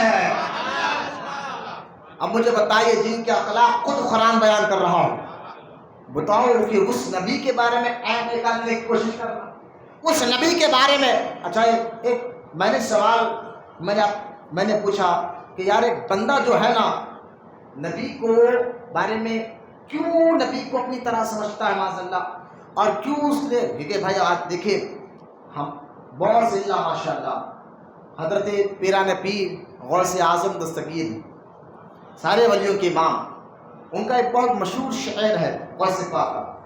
غوث اعظم فارسی زبان میں فرماتے تھے، فارسی اپنی زبان تھی، آپ ایران کے علاقے جیلان میں پیدا ہوئے تو وہاں کے لوگوں کی زبان یا تو عربی ہوتی تھی یا فارسی ہوتی تھی۔ یہ اور بات ہے کہ غوث اعظم کو اللہ نے طاقت اتنی دی، وہ اپنے ہر مرید کی ہر زبان کو سمجھتے بھی ہے اور دعا بھی کرتے ہیں، یہ اور بات ہے نا۔ لیکن غوث اعظم کی جو پیدائشی زبان ہے وہ فارسی زبان ہے، فارسی عربی۔ تو غوث اعظم فرماتے ہیں اپنی فارسی زبان میں، اس کا اردو میں ترجمہ کرتا ہوں۔ غوث اعظم فرماتے ہیں، ہزار بار بھی مشک اور عنبر سے اپنا منہ دھوں۔ کتنے بار؟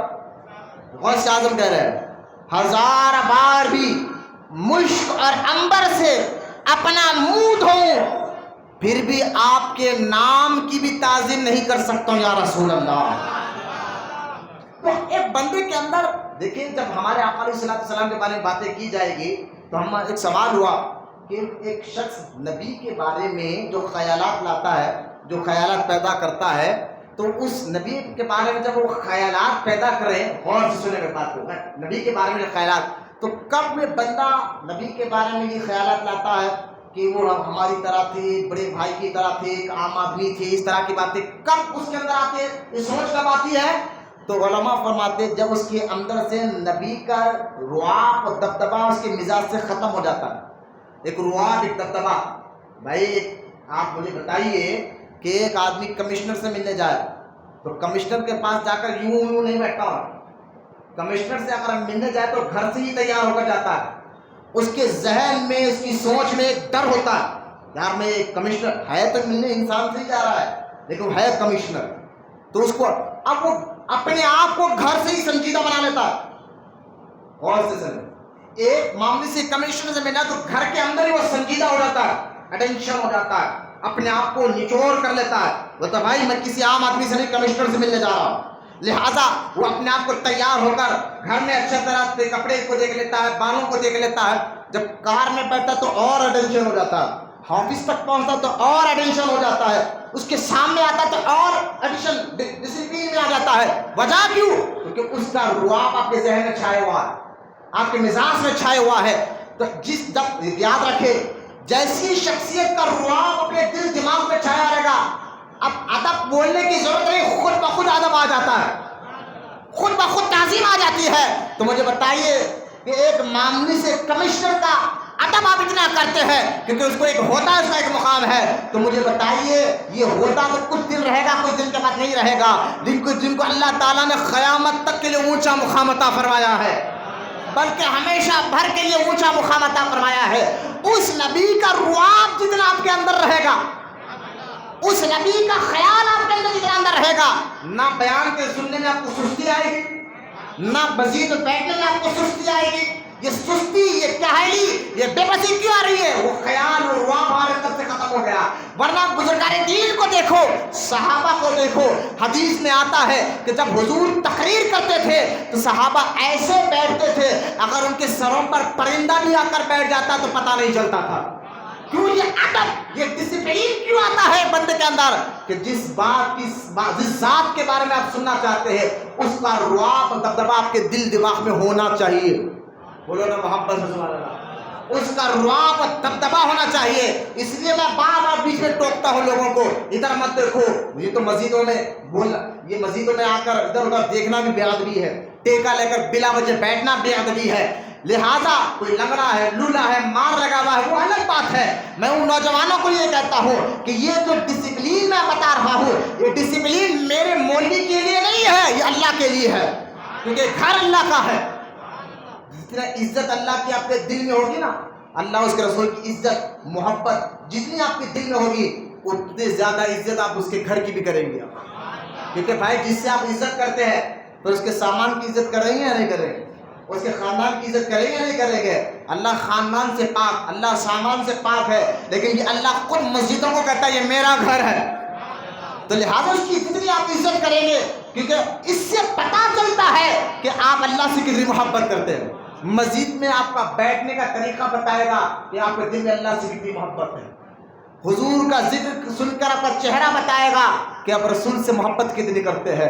تو لہٰذا اپنے اندر ڈسپلن، جس ذات کے بارے میں رعب و دبدبا ہو تو وہ ذات کا رعب جیسا جیسا کم ہوتے جاتا ہے نا، کم ہوتے جاتا ہے، معاذ اللہ ثم معاذ اللہ، پھر وہ آدمی جو ہے نا ان کے بارے میں غیر باتیں تقریر میں بھی بولنا شروع کر دیتا ہے، جیسا وہاں بھی بولتے ہیں، اپنی کتابوں میں بولتے ہیں، پھر تقریر میں بولتے ہیں کہ نبی تو بشر تھے، بڑے بھائی کی طرح تھے، فلاں تھے، اللہ تھے۔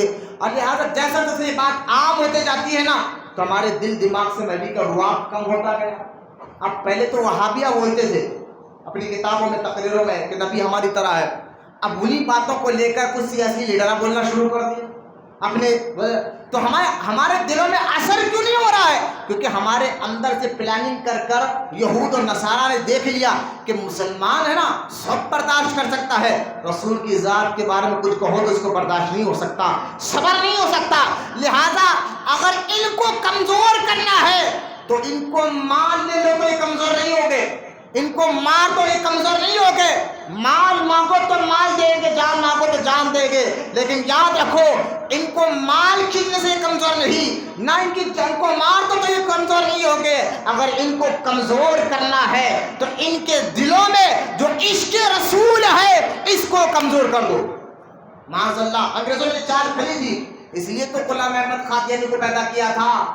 کبھی تاریخ پڑھ کر دیکھو قادیانی کو پیدا انگریزوں نے کیوں کیا تھا؟ صرف اس لیے کہ مسلمانوں سے عشق رسول کو کم کر دیا جائے، کیونکہ جانتے تھے کہ محبت رسول کم ہوگی، ایمان کم ہوگا، ایمان کم ہوگا تو نماز میں سستی آئے گی، دین میں سستی آئے گی۔ اب ان کے بارے میں، ان کے نبی کے بارے میں کچھ بھی بولو تو یہ سنتے رہیں گے، کچھ نہیں بولیں گے۔ تو آپ یاد رکھو جس طرح عبادتوں کی جان ایمان ہے، ایمان کی جان محمد رسول اللہ کی ذات پاک ہے۔ بولے محبت سے سبحان اللہ۔ خود اب یہاں میں آپ کو بتانا چاہتا ہوں کہ نبی کو سب سے پہلے اس کام کو کیا کیا، نبی کے رعب و دبدبے کو کم کرنے کے لیے، ہمارے اندر سے کم کرنے کے لیے۔ آج ہم یہ سیاسی لیڈروں پہ رو رہے ہیں کہ یہ کیا کہہ رہے ہیں ہمارے نبی کے بارے میں کہتا ہوں یقیناً یہ غلط ہے، لیکن کبھی آپ نے سوچا کہ وہابیوں نے کیا کیا، بدعقیدوں نے کیا کیا؟ جو ہمارے اندر سے وہ جو رعب ہونا چاہیے تھا، عشق کا دبدبا ہونا چاہیے تھا، کمزور کیسے ہوا؟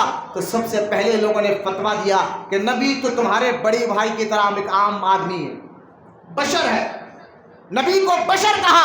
اب جب دیکھیے نبی کو بشر کہا، اگر میں آپ کو کہوں بشر کا کہتے ہیں، بشر کا مطلب ہے انسان۔ بشر کا کیا مطلب ہے؟ سب مل کر، بشر کا مطلب کیا ہے؟ انسان۔ اب آپ کو کہیں کہ بھائی غلط کیا ہے، ابھی بھی سوال ہو سکتا ہے غلط کیا ہے؟ نبی تو بشر ہے، انسان ہے، نبی ہمارے فرشتے نہیں ہے، فرشتے نظر نہیں آتے، نبی معاذ اللہ کوئی جنات نہیں ہے، نبی انسان ہے، بشر ہے۔ ہم نے کہا دیکھو یقیناً ہم بھی اور آپ بھی، ہمارا بھی عقیدہ اہل سنت جماعت کا عقیدہ یہ ہے کہ نبی انسان ہے، بشر ہے، نبی انسان ہے، بشر ہے، اس میں کوئی ڈاؤٹ نہیں ہے، وہ جنات نہیں ہے معاذ اللہ، وہ کوئی فرشتے نہیں ہے، وہ بشر ہے۔ لیکن وہ بشر کیسے بشر ہے یہ آپ کو سمجھنا ہے، وہ نوری بشر ہے۔ اور آسان کر سکتا ہوں، اور آسان کر کے آپ کو بتاتا ہوں، ہمارا نبی بشر تو ہے، انسان تو ہے، لیکن کوئی انسان نبی کی طرح نہیں ہے۔ آپ کہیں گے یہ کیسی بات آپ کہہ رہے ہیں کہ نبی کے بھی دو ہاتھ ہے، ہمارے بھی دو ہاتھ ہے، نبی کے دو آنکھیں ہیں، ہمارے بھی دو آنکھیں ہیں، نبی کی بھی زبان ہے، ہماری بھی زبان ہے، نبی کے پیر ہے دو، ہمارے بھی دو پیر ہے۔ آپ یہ کہہ رہے ہیں نبی بھی انسان ہے، ہم بھی انسان ہے، لیکن آپ کہہ رہے ہیں کہ ہاں انسان تو ہے لیکن کوئی انسان نبی کی طرح نہیں ہے، تو آپ کہیں گے بھائی کیسے نہیں ہے سکتا، انگلیاں ان کو بھی ہے ہم کو بھی ہے۔ میں نے کہا اچھا، اور آسان کر کے سمجھاتا ہوں، تم نبی کو بھی ہاتھ ہے، ہمارے بھی ہاتھ ہے۔ میں نے کہا ہاں، میں نے کہا نبی کے ہاتھ کو دیکھ رہے ہو؟ بولے ہاں، اسی ہاتھ کے اشارے سے چاند کے دو ٹکڑے ہوئے ہیں۔ بولا محبت سے سبحان اللہ۔ تمہارے بھی ہاتھ اور نبی کے بھی ہاتھ، لیکن تمہارے ہاتھ میں نبی کے ہاتھ میں کیا فرق ہے؟ تمہارے اشارے سے بیوی خاموش نہیں بیٹھتی، ہاں ایک انسان خاموش نہیں بیٹھتا، نبی کے اشارے سے چاند کے دو ٹکڑے ہو رہے ہیں۔ نبی کے اشارے سے ڈوبا ہوا سورج پلٹ کر آ رہا ہے. ہاتھ تو تمہارے بھی ہے, نبی کے بھی ہے, تمہارے ہاتھ اور ہے, نبی کے ہاتھ اور ہے.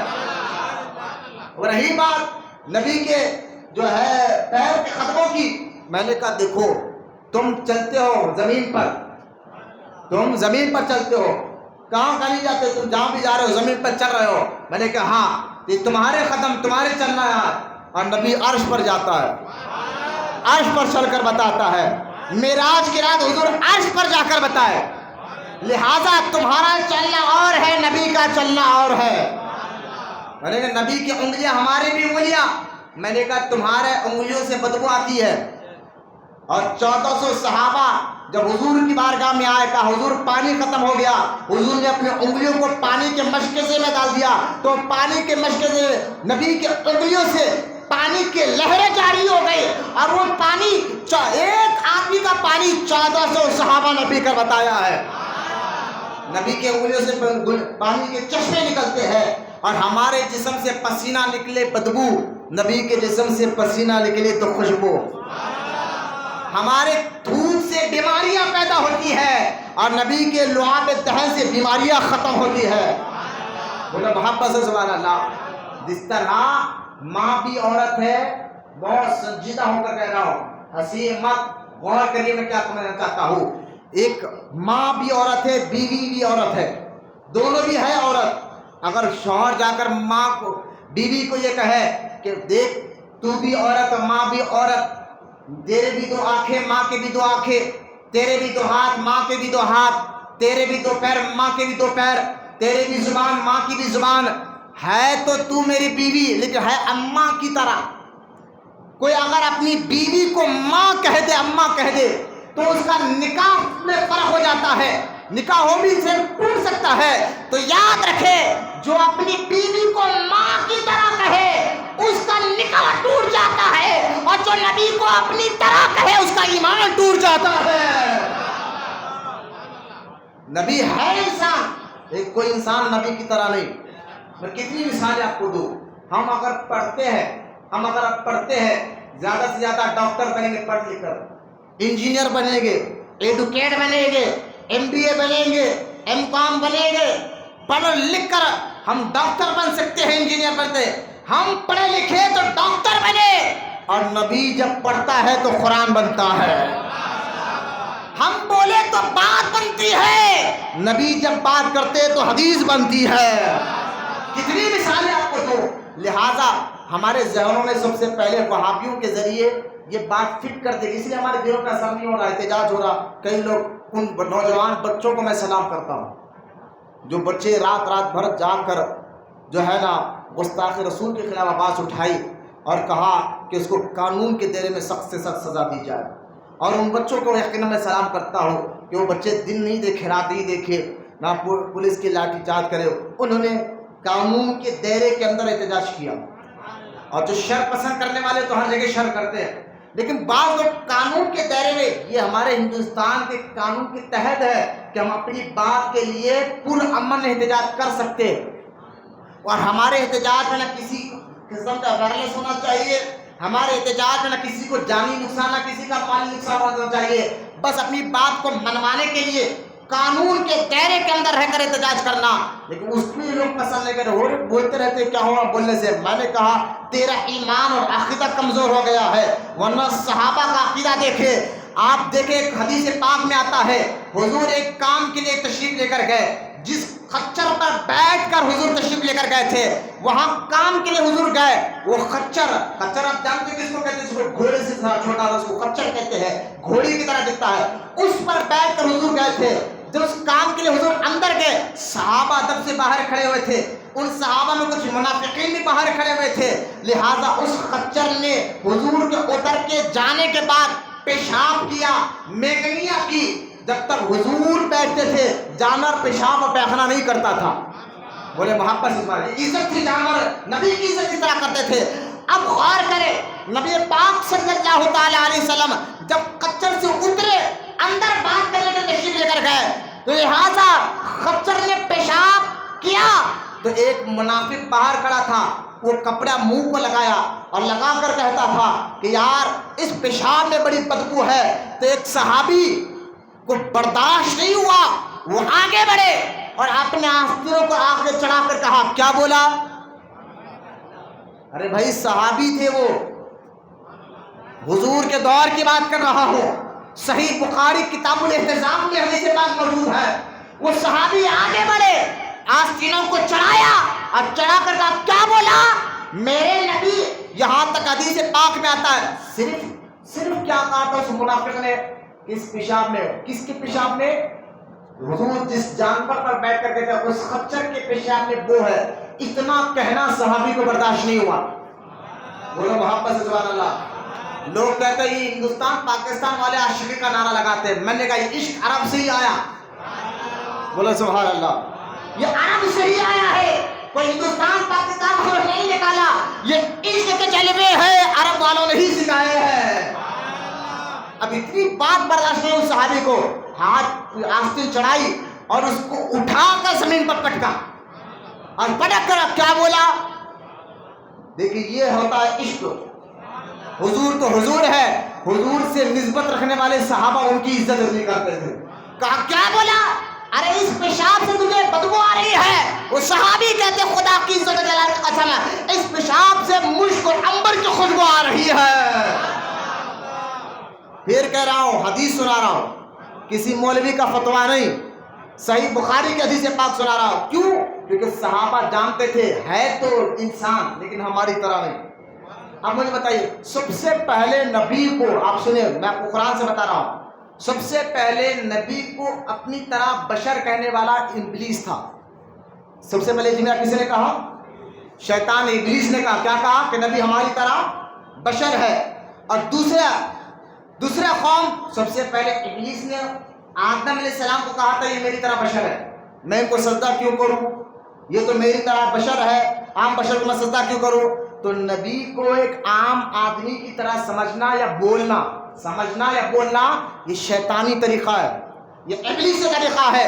اس کے بعد نوح علیہ السلام کا واقعہ قرآن پاک میں موجود ہے. سورہ مومنون آیت نمبر 33, جب نوح علیہ السلام گئے اور جا کر کافروں کو سمجھایا میں اللہ کا نبی ہوں, میری بات مانو, اللہ کی اطاعت کرو, اللہ کی جانب آؤ, اللہ ہی کی عبادت کرو. تو لہذا نوح علیہ السلام کے بارے میں کافروں نے کہا تھا, سب سے پہلے ابلیس نے کہا نبی کو بشر, پھر کافروں نے کہا تھا کہ اے نوح تم تو ہماری طرح ایک عام انسان ہو. معاذ اللہ. کس نے کہا تھا یہ بات؟ کافروں نے. کس نے کہا تھا؟ سورہ مومن آیت نمبر 33 اٹھا کر دیکھے, کافروں نے یہ بات کہی تھی کہ ہم آپ کو اپنی طرح ایک عام آدمی سمجھتے ہیں, ہم آپ کی بات کیوں مانے. تو نبی کے بارے میں اپنی طرح ایک عام انسان سمجھ کر بات کے لیے خاموش بیٹھ جانا یہ ابلیس کا طریقہ ہے, یہ کافروں کا طریقہ ہے. اب آئے سورہ مومنون آیت نمبر 34 دیکھے, کافروں نے حضرت نوح علیہ السلام کو بھی بشر ایک عام آدمی کی طرح کہا تھا, اور حضرت صالح علیہ السلام کو بھی کہا تھا کہ ہماری طرح ایک عام آدمی ہے. ابلیس نے آدم علیہ السلام کو کہا, نوح علیہ السلام کے دور میں کافروں نے نوح علیہ السلام کو ایک عام نبی کو اپنی طرح کہا. صالح علیہ السلام کے دور میں صالح علیہ السلام کو کافروں نے نبی کو اپنی طرح کہا. اب غور کرے, سب سے پہلے نبی کو اپنی طرح کہنے والا, عام بشر کہنے والا شیطان, اس کے بعد کافر. اب یہاں خلاصہ یہ ہوا نبی کو اپنی طرح ایک عام انسان اور بشر کہنے والا. اب جو عام انسان سمجھے گا وہی سوچنے پڑ جائے گا, ہاں نبی 11 شہادت کیوں کرے تھے, اور 6 سال کی بچی سے کیوں نکاح کرے تھے. یہ کون سوچے گا؟ جو نبی کو معاذ اللہ اپنی طرح سمجھے گا. لیکن اگر وہ باتوں کو کھول کر آگے سمجھے گا, یار جو نبی جو کرتا ہے وہ اللہ کے حکم سے کرتا ہے. بولے نا محبت سے سبحان اللہ. ایک صحابی تھے عبداللہ ابن مسعود ان کا نام تھا. جب حضور جو بیان کرتے حضور کے سامنے لکھ لیتے, کسی نے ان کو کہا کہ اے عبداللہ ابن مسعود جو حضور کہتے ہو آپ لکھ لیتے. آپ بولے کبھی حضور مذاق میں کوئی بات کرتے ہیں؟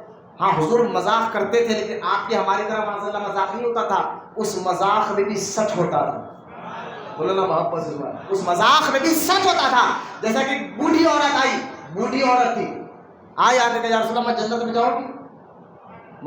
جاؤں گی. اچھا بھائی یہ صحابہ کا اسے عقیدہ بھی پتہ چل رہا ہے، جنت میں کون جائے گا، دوزخ میں کون جائے گا، لوگ کہتے ہیں اللہ جانتا ہے، وہاں بھی کہتے ہیں، لیکن صحابی کا عقیدہ دیکھو، صحابہ جانتے تھے، جانتا تو اللہ ہی ہے، اللہ کے بتانے سے نبی بھی جانتے ہیں۔ یہی عقیدہ ہمارا اہل سنت و جماعت کا بھی ہے۔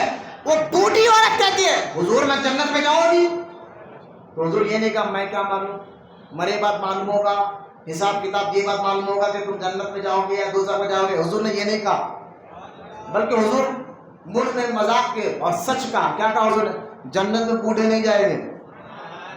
وہ عورت پریشان ہو گئی، روتے ہوئے باہر نکلی، سرکار نے مسکرا کر کہا اس کو کہو کہ اگر کوئی بوڑھا ہو کر بھی مرے گا تو جب جنت میں جائے گا تو اللہ اس کو جوان کر دے گا۔ حضور جو مذاق کرتے تھے اس میں سچ ہوتا تھا، جھوٹ نہیں ہوتا تھا۔ لہذا کہ عبداللہ ابن مسعود کو کسی نے کہا کہ آپ جو ہر بات حضور کی لکھ لیتے ہیں، کبھی حضور مذاق میں کچھ بات کرتے ہیں، کبھی اپنے بیوی بچوں کے بارے میں کچھ بات کرتے ہیں، کبھی خاندان کے بارے میں کچھ باتیں کرتے ہیں، ہم نہیں کرتے نا، کبھی ہم خاندان کے بارے میں، بیوی بچوں کے بارے میں، رشتہ داروں کے بارے میں، پڑوسیوں کے بارے میں کچھ باتیں کر رہے تھے۔ وہ صحابی ہر بات لکھ رہے تھے، تو کسی نے تانا دیا تم ہر بات کیوں لکھتے ہو نبی کی؟ نبی کی وہی بات لکھو جو قرآن کی بات ہو، نبی کی وہی بات لکھو جو نبی کہے لکھو تو لکھو، ہر بات مت لکھا کرو۔ وہ صحابی عبداللہ ابن مسعود کہتے میں نے لکھنا چھوڑ دیا۔ کچھ دن کے بعد حضور نے ان کو بلوایا، کہا تو بہت دن ہو گیا تم میری باتوں کو لکھتے کیوں نہیں؟ تو اس صحابی نے کہا حضور لوگ یہ تانا دیتے ہیں کہ نبی کبھی اپنے گھر کی باتیں کرتے ہیں، بیوی بچوں کی باتیں کرتے ہیں، اولاد کی باتیں کرتے ہیں، تم ہر بات لکھتے رہتے ہو، ہر بات لکھتے رہتے ہو۔ تو اس صحابی کے کہنے پر اللہ کے رسول صلی اللہ علیہ وسلم نے فرمایا عبداللہ ابن مسعود لکھو، میری ہر بات لکھو، چاہے میں جلال میں بول رہا ہوں تب بھی لکھو، چاہے میں ہنستے بول رہا ہوں تب بھی لکھو، چاہے خاندان کی بات ہو، بیوی بچوں کی بات ہو، اولاد کی بات ہو، پڑوسیوں کی بات ہو، جو میں کہتا ہوں لکھو۔ کیوں کہ خود حضور فرماتے ہیں میرے صحابی سن، میں جو کہتا ہوں اپنی مرضی سے نہیں رب کی مرضی سے کہتا ہوں۔ بولے محبت سے سبحان اللہ۔ حضور کا ہر کہنا اللہ کے حکم پر ہوتا تھا، حضور کا ہر کام اللہ کے حکم سے ہوتا تھا، چاہے وہ شادی کا ہو، بولو نا سبحان اللہ۔ میں نے یہ بات بتائی ہے، البتہ کلیئر کی ہے کہ سیدہ عائشہ صدیقہ سے حضور نے جب نکاح فرمایا ان کی عمر 6 سال نہیں 18 سال تھی۔ کتنے سال؟ 18 سال تھی۔ لہٰذا میں آپ کو بتانا چاہ رہا ہوں کہ نبی کے بارے میں یہ باتیں کب سمجھ جاتے ہیں جب لوگ نبی کو ہماری طرح سمجھنے لگ جاتے ہیں نا، معذلہ ہماری طرح ایک عام آدمی تھے، آئے دین بتائے چلے گا، ختم بات، قصہ ختم کر، جو وہاں بھی بولتے ہیں، وہاں بھی عقیدہ بولتے ہیں کہ قصہ ختم کرو، لہٰذا وہ تو ہمارے بڑے بھائی کی طرح تھے، تو یہ بات ہمارے اندر جب فٹ ہو جائے نا تو دنیا میں لوگ کچھ بھی کر لو کو پتہ نہیں ہوتا۔ لہٰذا وہ نبی کو اپنی طرح کہنے والے سب سے پہلے کافر تھے، ابلیس تھا، اس کے بعد کافروں نے نبی کو اپنی طرح کہا۔ اب میں آپ کو بتاتا ہوں نبی ہماری طرح ہے، اس کا ثبوت قرآن اور حدیث سے، بولو نا محبت سے سبحان اللہ، اور محبت سے بولیے سبحان اللہ۔ اب یہاں میں سورہ شعراء آیت نمبر جو ہے 51 ہے، جس میں اللہ پاک کے رسول صلی اللہ علیہ وسلم کے بارے میں اللہ خود فرماتا وما کانا، اے محبوب کہہ دیجئے، اور کسی آدمی بشر کو نہیں پہنچتا اللہ تعالیٰ اس سے کلام فرمائے۔ اللہ ہر بشر، ہر انسان سے بات نہیں کرتا، یہ آئے اللہ ہر بشر ہر انسان سے بات نہیں کرتا، مگر وحی کے طور پر جو نبی ہوتے ہیں اللہ ان کو وحی کے ذریعے سے بات کرتا ہے، اور کسی نبی سے اللہ ڈائریکٹ بات کرتا ہے۔ تو عام انسان سے نہیں، نبیوں سے اللہ ڈائریکٹ بات کرتا ہے یا وحی کے ذریعے بات کرتا ہے۔ آپ کہیں گے کون سے نبی ہے جن سے اللہ نے ڈائریکٹ بات کی؟ وہ موسیٰ علیہ السلام ہے، ہمارے نبی تو ہے ہی، معراج کی رات اللہ سے ڈائریکٹ بات ہوئی ہمارے نبی سے، لہذا وحی کے ذریعے۔ تو نبی ہماری طرح ہوتے بشر ہے، لیکن اللہ ہم سے بات نہیں کرتا، نبیوں سے بات کرتا ہے، وحی کے ذریعے ڈائریکٹ بات کرتا ہے۔ پتا کیا چلا، نبی ہوتے انسان ہے، لیکن کوئی انسان نبی کی طرح نہیں ہوتا، کوئی انسان نبی کی طرح نہیں ہوتا۔ اب آپ دیکھیں حدیث پاک دیکھیں، نبی کریم صلی اللہ تعالیٰ علیہ وسلم جو ہے نا سوم وصال کا روزہ رہتے ہیں۔ جانتے وصال کا روزہ کیا ہے؟ 24 گھنٹے کا روزہ۔ وہ روزہ صرف سحری میں کھانا، کتنے میں؟ صرف سحری میں کھانا، افطار میں نہیں۔ سحری میں کھایا تو پھر سحری میں، حضور ایسے روزہ رہا کرتے تھے، سحری میں کھایا تو پھر سحری میں، افطار نہیں کرتے تھے حضور۔ اور صحابہ تو حضور کو دیکھ کے خوش ہو جاتے، جو حضور کرتے صحابہ وہ کرتے. تو صحابہ نے کیا حضور یہ کرے ہم بھی کریں گے. صحابہ روزہ رکھنا شروع کر دیے. اور جب صحابہ روزہ رکھنا شروع, ایک دن دوسرے دن کمزور ہو گئے, تیسرے دن اور کمزور ہو گئے. ان کے چہروں کو دیکھ کر, عبادت میں کمزوری کو دیکھ کر حضور نے بلایا, بولے تم لوگ کے چہرے اتنے کیوں اتر گئے اور اتنے کمزور کیوں نظر آ رہے ہو؟ تو صحابہ نے کہا حضور جیسے آپ روزہ رکھ رہے ہیں ہم بھی رکھ رہے ہیں, صرف سحری میں کھایا تو پھر سحری میں کھایا, افطار نہیں کر رہے ہیں. جب سے آپ کو دیکھا ہم بھی ایسے ہی کر رہے ہیں.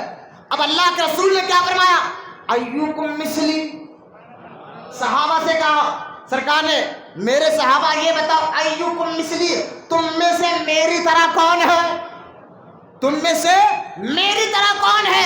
سب خاموش ہو گئے. سرکار نے ارشاد فرمایا سنو, کوئی نبی ہوتا بشر ہے, ہوتا تو انسان ہے, لیکن کوئی بشر کوئی انسان نبی کی طرح نہیں ہوتا. اور سرکار نے فرمایا کہ اے میرے صحابہ, کوئی تم میں سے میری طرح نہیں ہے اور میں تمہاری طرح نہیں ہوں. تم میری طرح نہیں ہو, میں تمہاری طرح نہیں ہوں. اور سرکار نے فرمایا سنتے ہو صحابہ سنو, مجھے میرا رب کھلاتا بھی ہو اور پلاتا بھی ہے. بولے گا محمد سے سبحان اللہ. وہ کیا کھلاتے؟ وہ روحانی غذا تھی جو اللہ خود ڈائریکٹ حضور کے جسم میں ڈالتا تھا, جس سے ذریعہ طاقت تھی. میں ایک حدیث نہیں یا دو کئی حدیثیں جمع کر رہا ہوں, یہاں تک کہ ایک صحابی جنگ لڑتے لڑتے ان کے آنکھ پر تیر آ کر لگ گئی اور وہ آنکھ نکل گئی, جن کا نام ابو قتادہ رضی اللہ تعالیٰ عنہ تھا. وہ صحابی کی آنکھ جیسے باہر نکل آئی, وہ صحابی دوڑتے حضور کی بارگاہ میں گئے, کہا یا رسول اللہ آنکھ نکل گئی ہے, مجھے آپ بتائیے آپ کو اگر ہم کو مار لگتا ہے کسی چیز کا تو ہم ڈاکٹر کے پاس جاتے ہیں یا ہاسپٹل جاتے ہیں. لہٰذا وہ صحابی ابو قتادہ کا عقیدہ دیکھو, وہ صحابی نہ ہاسپٹل گئے نہ کسی ڈاکٹر یا حکیم کے پاس گئے. وہ جانتے ہیں سارے طبیبوں کے طبیب مدینے والے ہیں, سارے ڈاکٹروں کے ڈاکٹر میرے آقا ہے, جہاں مشکل حل ہوتی ہو در مصطفیٰ ہے. وہ دوڑے حضور کی بارگاہ میں, کہا حضور آنکھ نکل گئی ہے. اچھا جنگ اللہ کے لیے کر رہے تھے. وہ صحابی مسجد میں بھی جا کر کہتے یا اللہ میں تیرے دشمنوں سے لڑ رہا تھا, آنکھ نکل گئی, تو کچھ کر دے. یہ نہیں, وہ ڈائریکٹ حضور کے پاس گئے. حضور نے بھی یہ نہیں کہا میں کیا کروں, ٹھیک ہے تم یہاں بیٹھو, ڈاکٹر کو بلاتا ہوں, حکیم کو بلاتا ہوں, وہ علاج کر دیں گے, یا تم دعا کرو اللہ سے کہ یا اللہ تیرے دشمنوں سے لڑ رہا تھا آنکھ نکل گئی. حضور نے یہ نہیں کہا, بلکہ حضور اس صحابی کو قریب بلوایا اور اپنا لعاب دہن ان کی آنکھ کو لگا کر جڑا دیا, تو ان کی آنکھ اسی وقت جڑ گئی, آنکھ اسی وقت جڑ گئی. میں یہ تو آپ کو کہہ رہا ہوں کہ نبی اپنا تھوک لگا دے لعاب دہن, ٹوٹی ہوئی آنکھ جڑ جائے. ایک صحابی کی ایڑی ٹوٹ گئی جنگ میں, سرکار نے اپنا لعاب دہن لگا کر پیر کی ایڑی کو جڑا دیا. ایک صحابی نے آ کر شکایت کی تھی یا رسول اللہ مدینے میں ایک ہی پانی کا کنواں ہے, اس کنویں کا پانی انتہائی کھارا ہے. حضور نے یہ فرمایا میں کیا کروں اس بارے میں. حضور آگے بڑھے, اس کنویں پہ اپنا لعاب دہن ڈالا, اپنا تھوک ڈالا, تو اسی کو کنویں کا پانی اس وقت سے لے کر آج تک وہ پانی میٹھا ہے, آج تک وہ پانی میٹھا ہے. میں سمجھانا یہ چاہتا ہوں نبی کو اپنی طرح کہنے والوں, ہمارے تمہارے تھوک سے بیماریاں پیدا ہوتی ہے.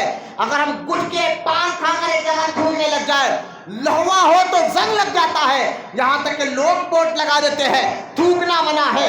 آپ کے ہمارے تھوکنے سے جو ہے جو بیماریاں پیدا ہوتی ہے, نبی کے لعاب دہن تھوک لگنے سے بیماریاں ختم ہو جاتی ہے. اگر ابے وہابی بدعقیدہ تو نبی کے تھوک کے برابر نہیں تو ذات کے برابر کیسے ہو سکتا ہے؟ میں آپ کو بتاتا, حضور کا خون لوگوں نے پیا تو جنتی ہو گئے. ارے بولو سو, ہاں خون پیا, خون. ایک جنگ میں حضور کا دانت مبارک شہید ہوا, دانت کا تھوڑا سا ٹکڑا خون نکلا, سرکار نے ہاتھ میں لیا, ایک صحابی کو بولا ایسی جگہ ڈالو جہاں کھدلے میں نہ آئے. وہ صحابی خون لیے اور آگے نکلے, آگے نکل کر ادھر دیکھا ادھر دیکھا, ڈالوں تو کہاں ڈالوں. بولے سب سے بہتر جگہ میرا پیٹ ہے. بولے صاحب پی لیا اس کو, پی لیا اس کو, پی لیا. اب غور کرے, کسی کا خون پینا حرام ہے اسلام میں, یاد رکھے. آپ اپنے بھائی کا خون نہیں پی سکتے کاٹ کے, خون پینا حرام ہے, یہ اسلام ہمارا ہے. لیکن حضور کا اس صحابی نے خون پی لیا. جب وہ سامنے آئے اور صحابی کے جب حضور نے کہا تم نے پھینکا, حضور میں نے اس کو پی لیا. سب سے بہتر کہ پیٹ کہ میں نے پی لیا، تو حضور نے یہ نہیں کہا یہ تم نے کیا کر دیا، خون پینا تو حرام ہے، میں تمہاری طرح ایک عام انسان ہوں، ایک عام آدمی کا خون کیسے پی سکتے ہو، توبہ کرو۔ نبی آتا ہی غلط باتوں سے بچانے کے لیے، نبی آتا ہی غلط باتوں سے بچانے کے لیے، حضور نے یہ نہیں کہا کہ تم نے میرا خون پی کر غلط کام کیا ہے توبہ کرو، بلکہ جب حضور نے کہا تم نے وہ خون پی لیا، کہا حضور میں نے پی لیا ہے، تو حضور نے کہا میرے صحابہ سے میرے غلاموں اگر کسی کو جنتی دیکھنا ہے تو اس کو دیکھ لو، اس کے پیٹ میں میرا خون گیا ہے۔ تو وہ نبی ہماری طرح ہو گئے کام بشر، یہ قرآن حدیث ان کے مقامات کو بتا رہا ہے۔ اب میں آخری بات کر کے صرف 5 منٹ رہ گئے ہیں، میں نے کہا وقت پر بات ختم کر دوں گا، 5 منٹ رہ گئے ہیں اور بات میں ختم کر رہا ہوں۔ جب نبی کو اپنے اب سمجھ گئے کہ نبی کا رواب ہمارے اندر رہنا چاہیے، مزاجوں میں رہنا چاہیے کہ نبی ہماری طرح بشر نہیں ہے، ان کے بارے میں اب آخری بات بتا کر میں آپ کو بات ختم کرنا چاہتا ہوں کہ دیکھیں اللہ تعالیٰ نے ہمیں دنیا میں بھیجا نہ پیدا کیا تو ہم پر کچھ حقوق ہم پر رکھے ہیں، کچھ لوگ وہ ہے جو ہمارے ماتحت ہیں ان کا حق ہمیں ادا کرنا ہے، اور کچھ لوگ وہ ہے جو جس کے ماتحت ہم ہیں، کچھ لوگ وہ جن کے ماتحت ہم ہیں، اور کچھ لوگ وہ جو ہمارے ماتحت ہے۔ نہیں سمجھے آپ آ کر صاحب، ایک اللہ کے حقوق ہوتے ہیں، وہ نماز ہے، روزہ ہے، حج ہے، زکوٰۃ ہے، ایک بندے ہیں، بندوں کے حقوق ہوتے ہیں، کچھ لوگ وہ جو ہمارے سے نیچے ہے اور ہمیں حکم دیا گیا کہ ان کا حق ادا کرو۔ ہمارے سے نیچے کون ہے؟ بیوی ہے، بچے ہیں، ہمیں مرد کو حکم دیا گیا ہے بیوی کا حق ادا کرو، اپنے کیونکہ تمہارے ماتحت ہے، تمہارے سے نیچے ہے۔ اپنے سے نیچے والے کون؟ یہ حقوق ادا کرنا اللہ کے جانب سے ہم پر فرض کیا گیا ہے۔ کیا کیا گیا ہے؟ صرف 5 منٹ رہ گئے، بہت آخری بات کر رہا ہوں، ہماری ذمہ داری کی ایک بات بتا کر ختم کر رہا ہوں۔ بالکل کون آ رہا، کون جا رہا، کون اٹھ رہا، کون بیٹھ رہا مت دیکھیے، سب کی توجہ ادھر رہنا چاہیے۔ آنے دیجیے جانے دیجیے، پتہ نہیں آنے والے بھی انسانی ہیں، تو ان کی 10 پیر لگے ہوئے نہیں جو آپ پلٹ پلٹ کر دیکھ رہے کون آ رہا کون جا رہا۔ بالکل توجہ سے سنیں، کچھ لوگ وہ ہیں جن کے ماتحت ہم ہیں، اور جو کچھ لوگ وہ ہیں جو ہمارے ماتحت ہے۔ ہمارے ماتحت کون ہے؟ بیوی، بچے، ان کا حق ادا کرنا ہمارے لیے نماز کی طرح فرض ہے۔ ان کا حق ادا کرنا، جو نہیں ادا کر رہا وہ تو جواب دے گا۔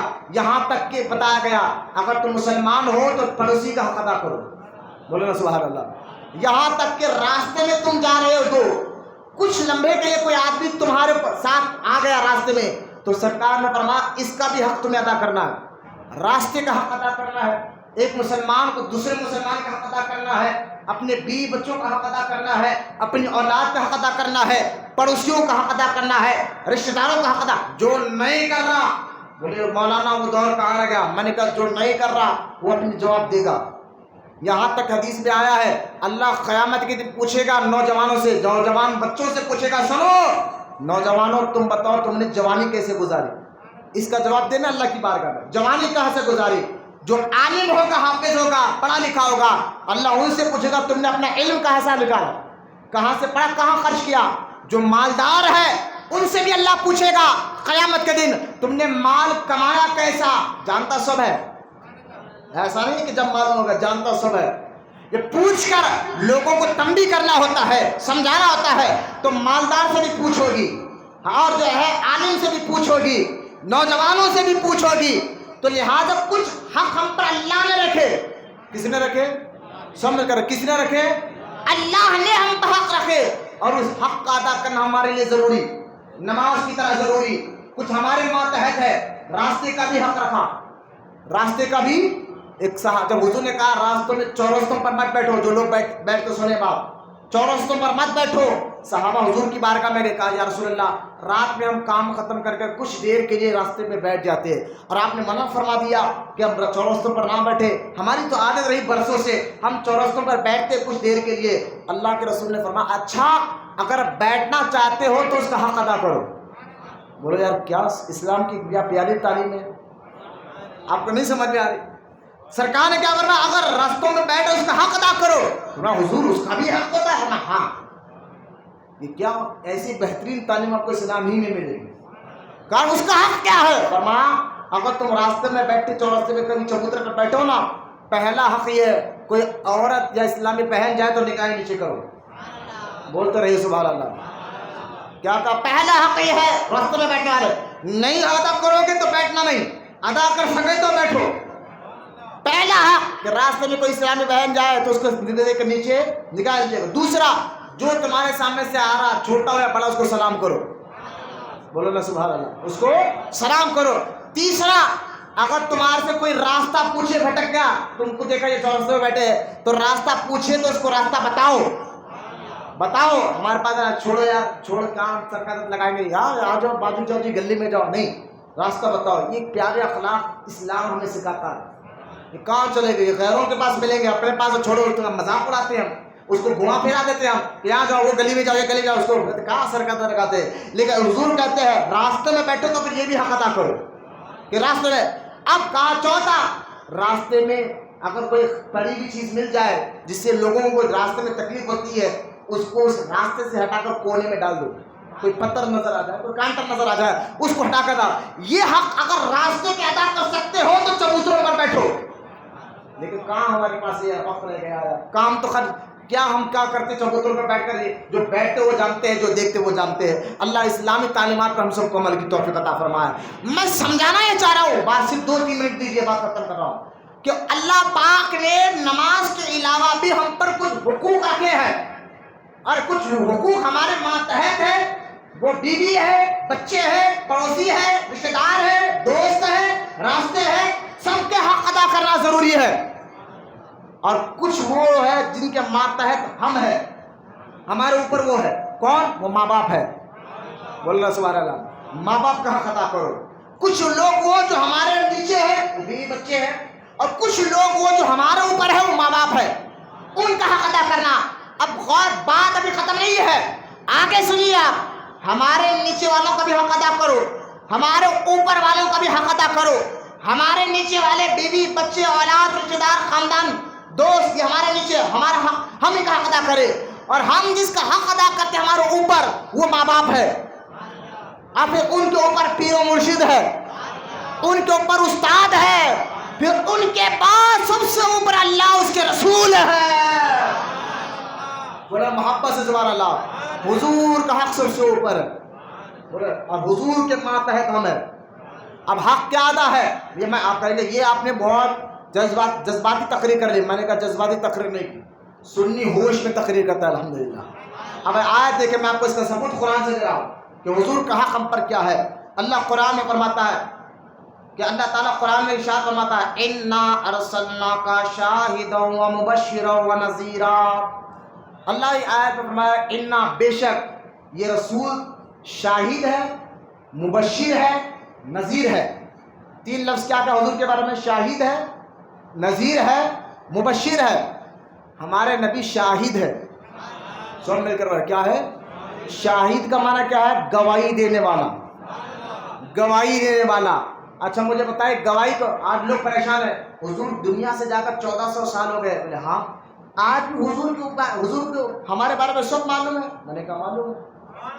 ہم کیا کر رہے کیا نہیں کر رہے حضور سب جانتے ہیں. میں نے کہا ہمارے بارے میں بھی جانتے ہیں، قیامت تک کون کیا کرے گا حضور اللہ کے بتانے سے سب جانتے ہیں.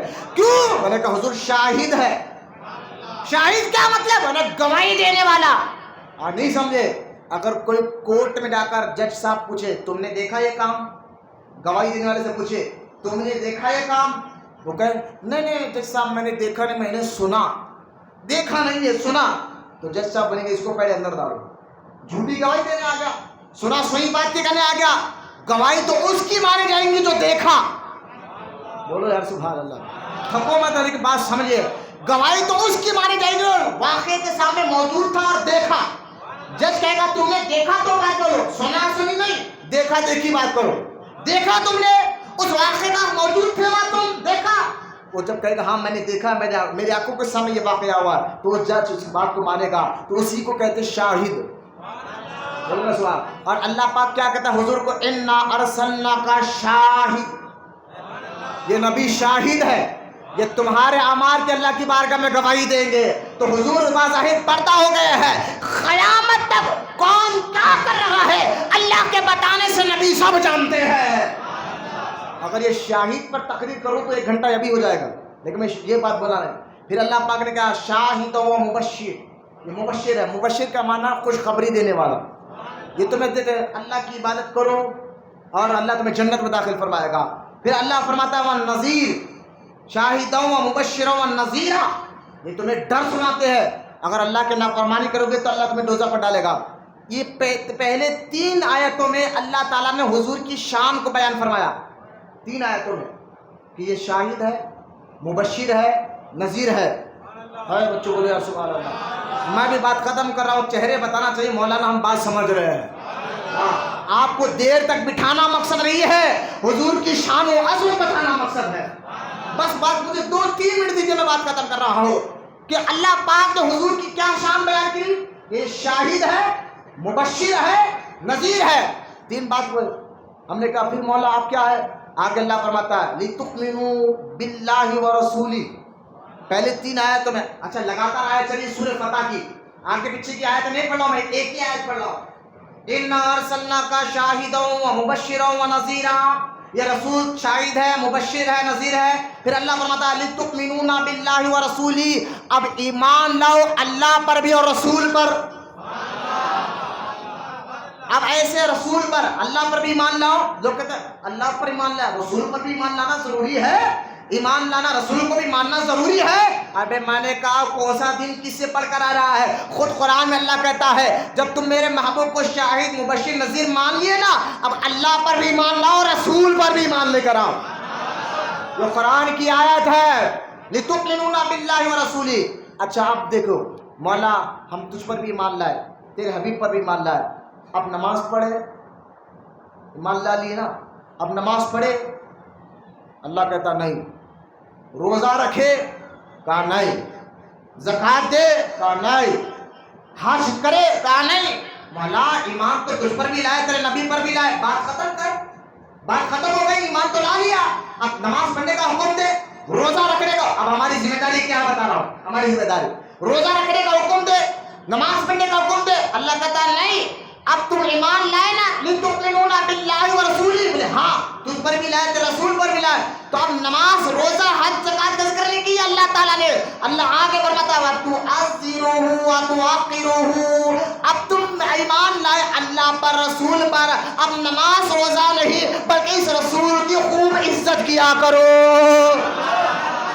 بولا محبت سے سبحان اللہ, محبت سے بھائی سبحان اللہ. اب عزت کرو کس کی؟ یہ رسول کی. عزت کرو کس کی؟ یہ رسول کی. تعظیم کرو کس کی؟ یہ رسول کی. اور جو اس کے دل میں رسول کی عزت اور تعظیم ہو وہ یہ حضور کا حق ہے, ہم پر لازم ہے. یہ حضور کا حقوق ہے, ہم مسلمانوں پر لازم ہے کی عزت کرنا, ان کی تعظیم کرنا. تو انشاءاللہ یہ آیت پاک کے بارے میں اور تفسیر میں آنے والے. جمعہ میں وقت ختم ہو گیا, میں نے کہا نا کہ ظہر اثر کا وقت قریب آ گیا تو میں جلدی بات ختم کروانا. میرا 2:45 تک میں تقریر کرتا, لیکن بات ختم کر رہا ہوں. آج کے اس موضوع ٹاپک پہ میں نے آپ کو بتایا ہے کہ نبی کی عزت کرنا یہ اللہ کا حکم ہے, اور مسلمانوں پر یہ فرض کر دیا گیا کہ نبی کی عزت کرے. اچھا آپ نہ بھی کریں گے تو نبی کی شان میں کوئی فرق آنے والا نہیں, کیونکہ اللہ تعالیٰ ان کی عزت کو بلند کرتا ہے. کہاں کرتا ہے؟ میں انشاءاللہ قرآن کی آیت سے زندگی باقی رہی تو آنے والے جمعہ میں آپ کے سامنے بتاؤں گا کہ اللہ نبی کی عزت کو کیسے بیان کرتا ہے, اور جو لوگ نبی کی عزت کرتے ہیں پھر اللہ ان کی بھی عزت کو کیسے بلند کر دیتا ہے. اللہ کی بارگاہ میں دعا ہے اللہ ہم تمام کو کہنے سننے سے زیادہ عمل کی توفیق عطا فرمائے. اللہ تعالیٰ حضور رحمت العالمین صلی اللہ علیہ وسلم سے سچی محبت عطا فرمائے, ہمیں سچا عاشق رسول بنائے, اور قیامت تک ہماری نسلوں میں اللہ عاشق رسولوں کو پیدا فرما. جتنی دیر سے اس مسجد میں بوڑھے, بچے, نوجوان بیٹھے, مولا کے بیٹھنے کو قبول فرما, ان کو سچا عاشق رسول بنا. وما علینا الا البلاغ والحمد للہ رب العالمین.